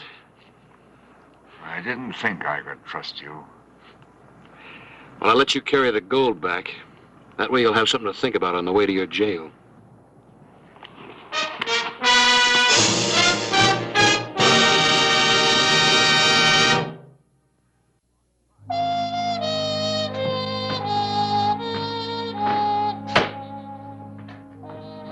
Oh, hello, Harris. How things been around town? Well, crime took a holiday while you were away. We should do the same thing while I'm here, too. Yeah, you had yourself quite a time. Ellen got the report by wire. Oh, yeah. Yeah, they're going to have quite a trial over there at Brewster Flats. Wonder how many more lies that boy can think up to tell. How much gold was involved? About 10 bags of dust. $10,000, roughly. Well, no wonder Ben succumbed to temptation. Now, there's an interesting thought. What's that? What would you or I do when faced with such a big temptation? Would we even consider it? Well, it might depend on how many ways we had to split it. I've seen temptation, and I say don't do it. Working in that saloon over there. Billions of bottles all over the place. Lovely bottles. All sizes and all shapes. It ain't right to expose any man to temptation. All right, Jeriah, come on. Don't bother, Mr. Hollister. I can find my own way.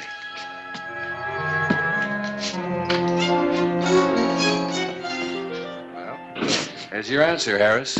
Big temptation comes along, you run. And lock the door behind you.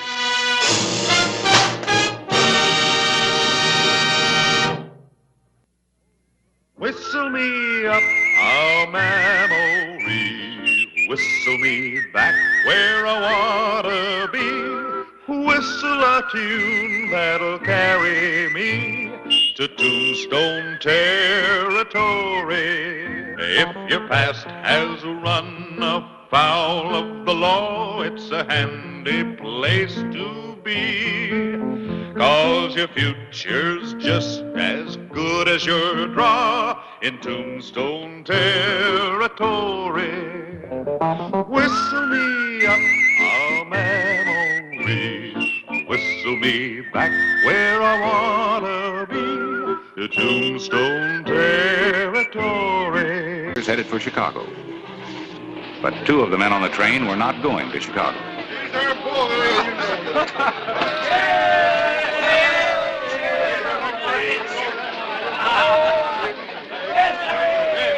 Here we are, to the next president of the United States, Grover Cleveland!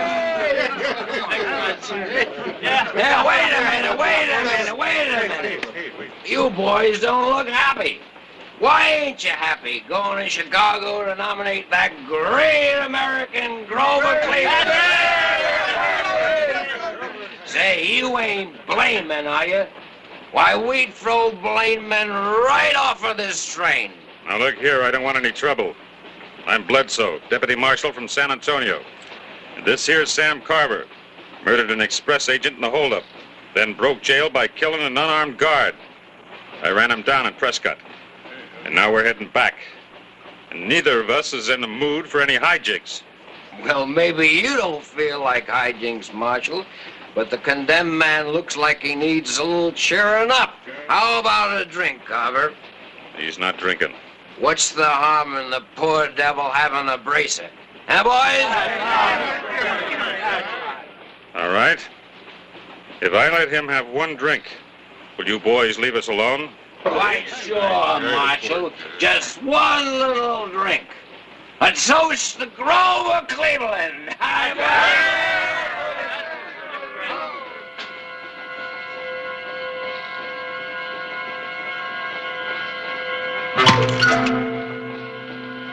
Stand in your tracks. First man that moves, I'll kill him.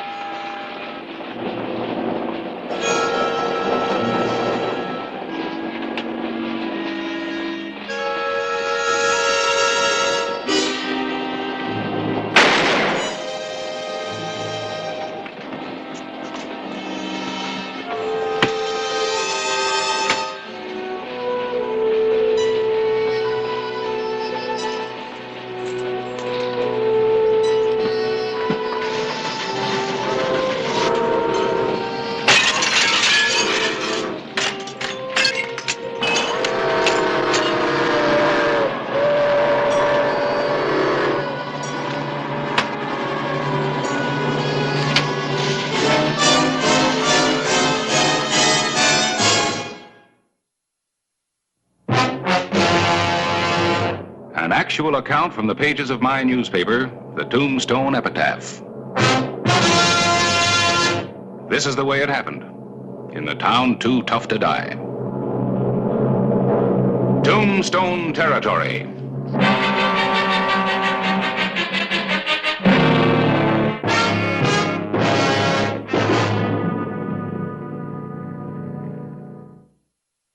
June 24, 1884. Morning, Clay. Bringing your diary up to date? No, accounts, bookwork, reports. People have the idea that being a sheriff is 1/10 chasing after criminals and 9/10 sleeping in the sun. Ah, don't get yourself all riled up so early in the morning. It's bad for your liver. And I hear you've got somebody to chase. Yeah, Sam Carver. He was being taken in for murder when he jumped a train last night north of here. Sam Carver. Wasn't he mixed up in that cattle rustling and butchering ring here about 3 years ago? That's right. I couldn't prove anything definite on him, but feeling was running so high in town that I had to move him out of Tombstone for his own protection. Say, I'm gonna go out and talk to his sister, Amy Hendricks. She and Roy are mighty good people, Clay. Hard workers, devoted to that youngster of theirs. And it's a wonder what they've done to the old Walker place since they took it over. Now, why ride out there and get Amy all upset about her brother?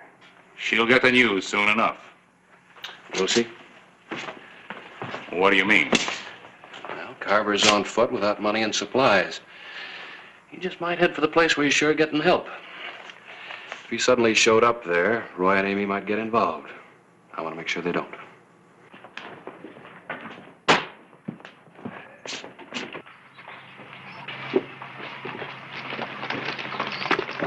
Roy and Amy Hendricks aren't the kind to aid and abet a murderer, even if he is a relative. Well, maybe not, but the report said Carver was armed.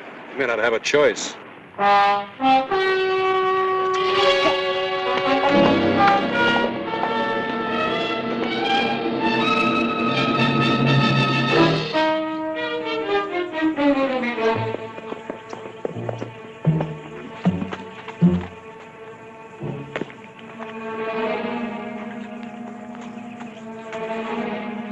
Hi, Bruce. Hi, Mr. Hollister. It's a fat, sassy coon you got there. His name's Bandit. See the mask over his eyes? Yeah. Say, your folks home? Well, Pop ain't, but my mom is. Bruce, it's almost lunchtime. Well, hello, Clay. What brings you out to see us? Well, You better go wash up, Bruce. Yeah, sure. See you later, Mr. Hollister.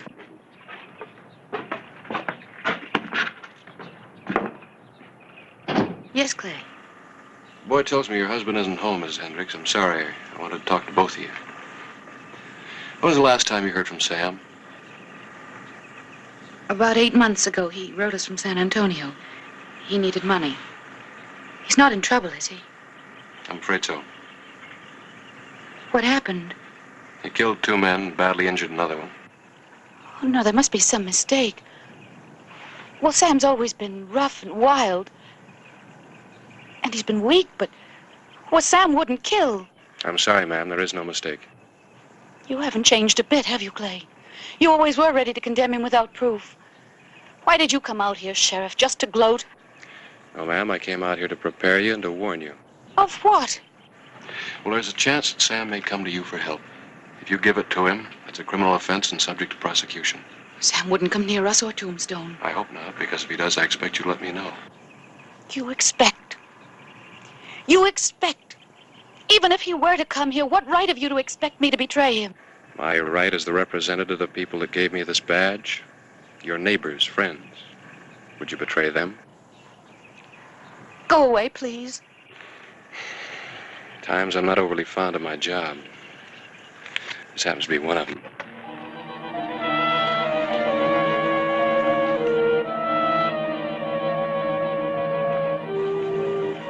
Sheriff?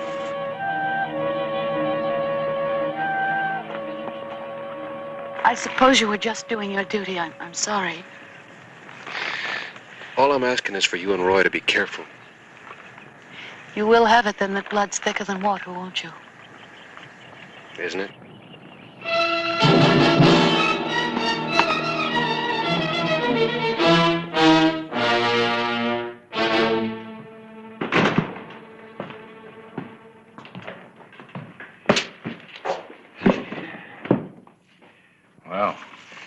majesty of the law seems a little crestfallen.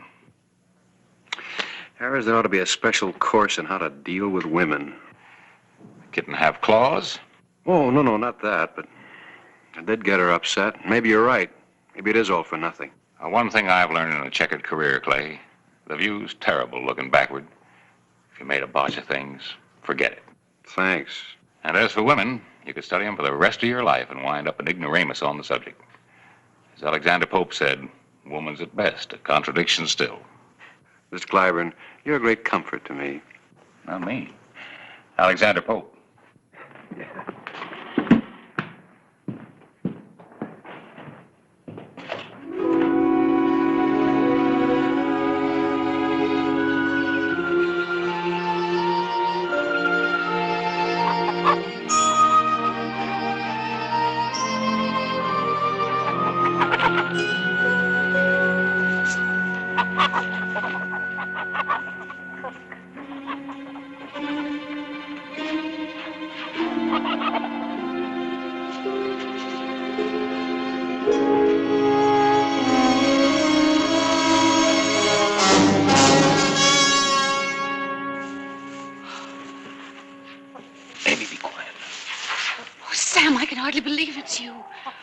The sheriff said... Sheriff? Sheriff said what? When? Oh, yesterday. They're looking for you, Sam. They say you killed 2 men. Amy, it wasn't like that. You gotta believe me. I killed the first man in self-defense. I was innocent, but they were gonna hang me anyway. And the second man? I tried to get away. The guard tried to gun me down like a dog. It was either him or me. Oh, Sam, I knew you couldn't kill anybody. We haven't got any time for any tears. I'm hurt, Amy. I need help bad. Oh, your leg. What have you done to it? The iron cut it when I jumped off the train. I hobbled for miles. The leg swole up. Then an old Mexican in a wagon picked me up. He saw the irons, but he didn't care none. Not when I gave him my watch. How long have you been up here? Why didn't you call me sooner? I came in last night. I didn't dare rouse anybody. I don't know who's all living here on the place with you and Roy. Maybe a hired hand or two, nervous with a shotgun. Where is Roy? He's away, but he'll be back soon, maybe even tonight. There's nobody here but Bruce and me. Just as well. I was figuring on trouble with Roy anyway. He's always been too righteous for me. Sam, you know you and Roy never got along, but he wouldn't deny you help, not with you hurt like this. He loves me. Why, he'd do it even if just for my sake. I can't wait for Roy. I've got to get these irons off. Have you got a fence wire cutter on the place? No, I don't think so. Our land's not fenced. Then you'll have to go to Tombstone and buy one. The heaviest one you can get.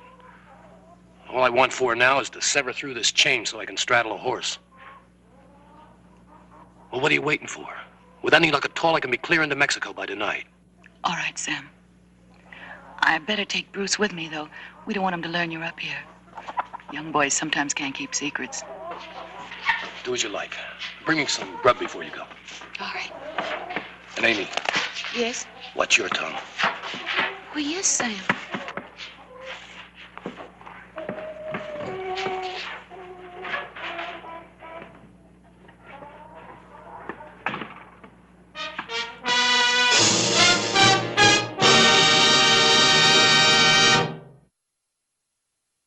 Well, now here's the muslin and the thread.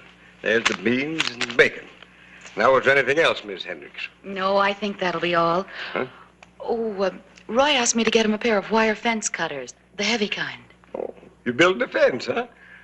I've just got the ticket for Roy.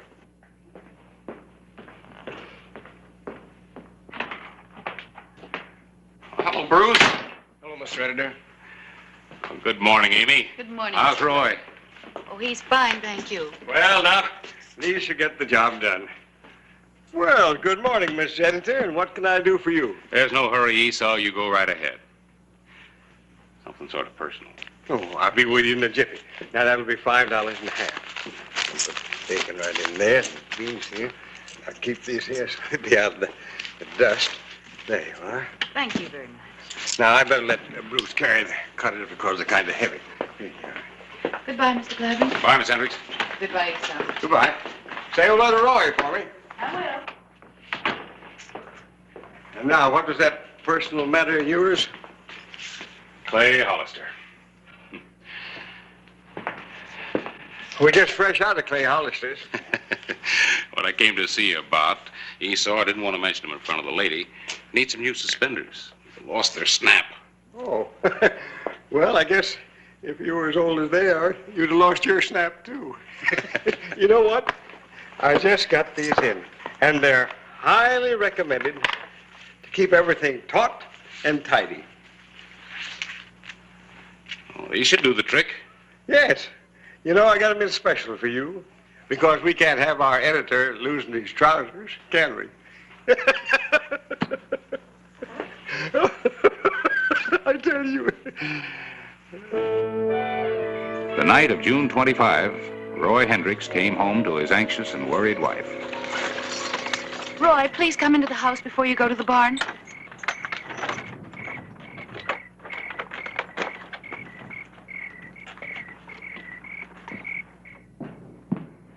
Amy, what's wrong? It's way after midnight. Is Bruce... No, darling, he's all right. Sam's here. He's in the loft. He's hurt and he's sick and the law's after him. Amy. Roy, please. They say he killed 2 men, but he told me how it happened. He couldn't help himself.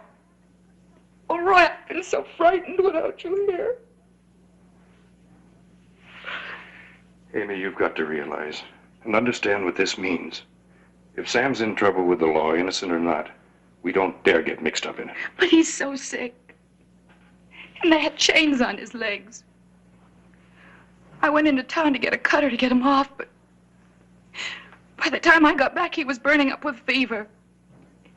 He was too sick to get away like he wanted to.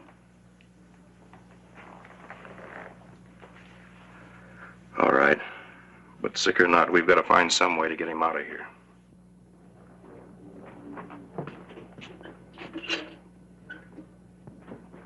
Roy, don't antagonize him. He has a gun.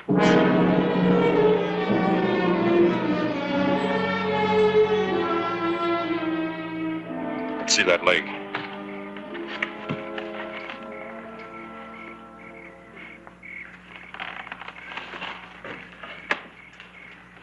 Looks like blood poisoning to me. Reckon we better get you a doctor and fast or you're a dead man. Not Doc Cunningham in Tombstone. He knows me. He turned me into Hollister.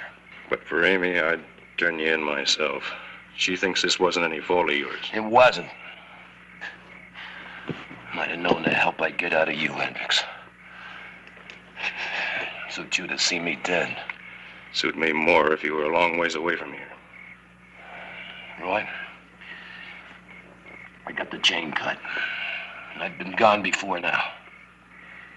But the sickness come over. I'm as weak as a kitten. There's a halfway kind of doctor living over at Pima Tanks. Drunk most of the time. Does his doctoring on cattle and horses when he's middling sober, but I guess he's better than nobody. What makes you think he won't blab? Money. He's done his share of patching up the law's bullets. I'll pay it, Sam, just so I can get shut of you as fast as I can. How long to get him? I'm bone tired. Gotta get a little sleep. I'll leave at daybreak with the buckboard and be back here around noon, maybe. Remember, I'm doing this for Amy. If I had my way, I'd run you off as you are or turn you over to the sheriff. Thanks. I'll remember.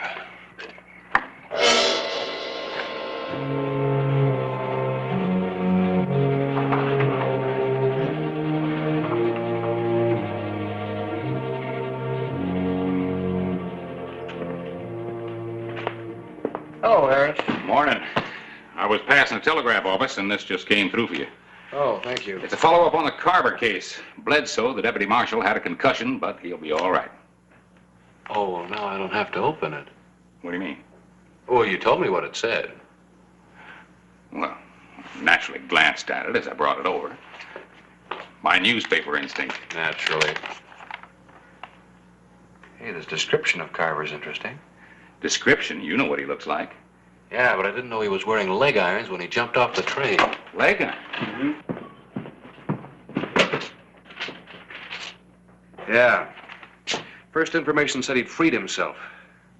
Harris, if Carver's weighted down with irons, he's got to be close around here somewhere. And he's got to have help to get rid of him. Well, what's the matter? Clay, it might just be. Oh, confound it, it's got to be. What has to be? Amy Hendricks was in Stelling's yesterday buying fence cutters. Big ones. Now that I think of it, the Hendricks place is unfenced range. A deputy's due back here in a couple of minutes. Tell him where I've gone, have him stand by around the office. Now, there wasn't much doubt in Sheriff Clay Hollister's mind, or mine either. Sam Carver had to be at the Hendricks Ranch. Carver was a tough enough proposition in himself, but there were to be added complications.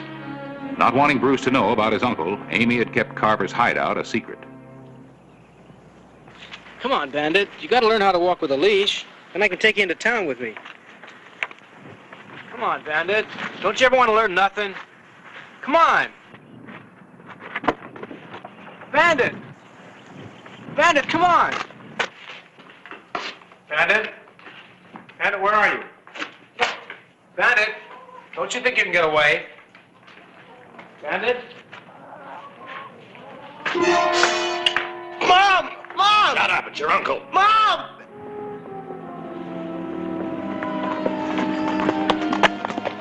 Please, let me go! Mom! Mom! Please help me, Mom! Sheriff! Mom! Please, Mom! Sheriff, he's got bruised. Stay back. He'd kill you, sister or not. My brother's sick. He's half out of his head. I've got to get Bruce. Stay here. Let me take care of him.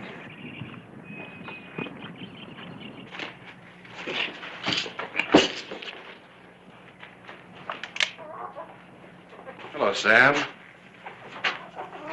Let's you and I talk this over. No use to talk, Sheriff. You know I'm holding all the cards. Make your fight a man's fight. Let the boy go. You want him to stay healthy? Take off your gun belt. All right, Sam. Just don't hurt that boy.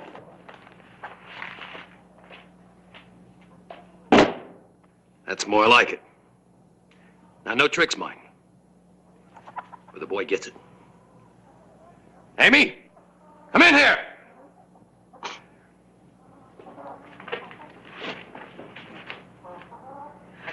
Sam, he's your own nephew. It's no good.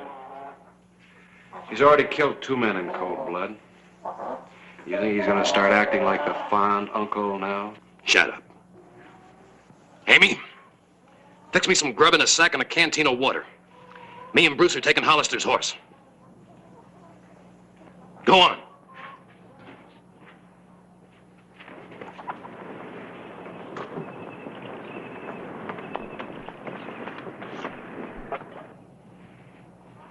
You can't ride very far. If that leg doesn't get you, I will. Not with this little insurance policy on the saddle in front of me. If the law comes within gun range of me, the brat dies. Now go on outside.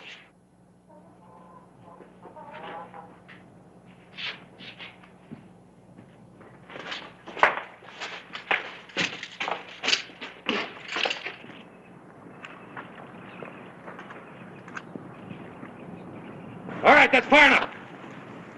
Turn around. Go get the horse. Bring it here.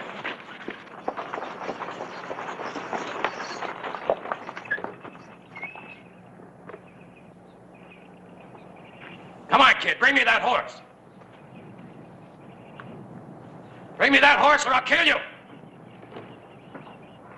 Don't do it, Roy. You haven't got a chance.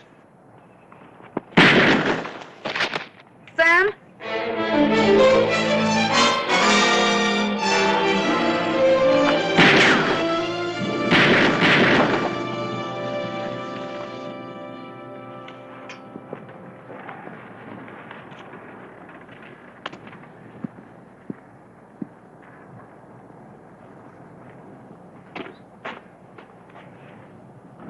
Are you all right, son? Sure, Pop. bullet went clean through. Nothing busted. How about the other one? You won't have to do anything for him. Let's get him inside.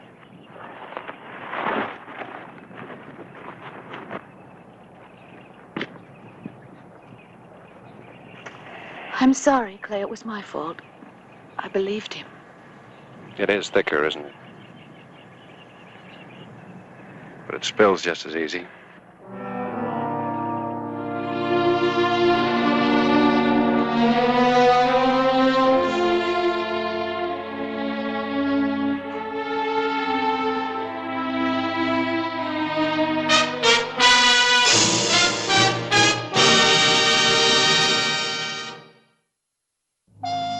June 27, 1884.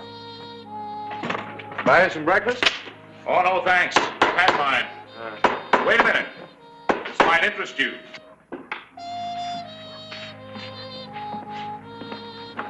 There's a story. You want to read it? You helped write it. Just help me forget about it. You know, you've got one unhandy quality in a lawman, Clay. Sensitivity. Every time you're forced to kill a man, you're in the dumps for days. You know, you saw was right. These are good. Good sheriff, good suspenders. Gives a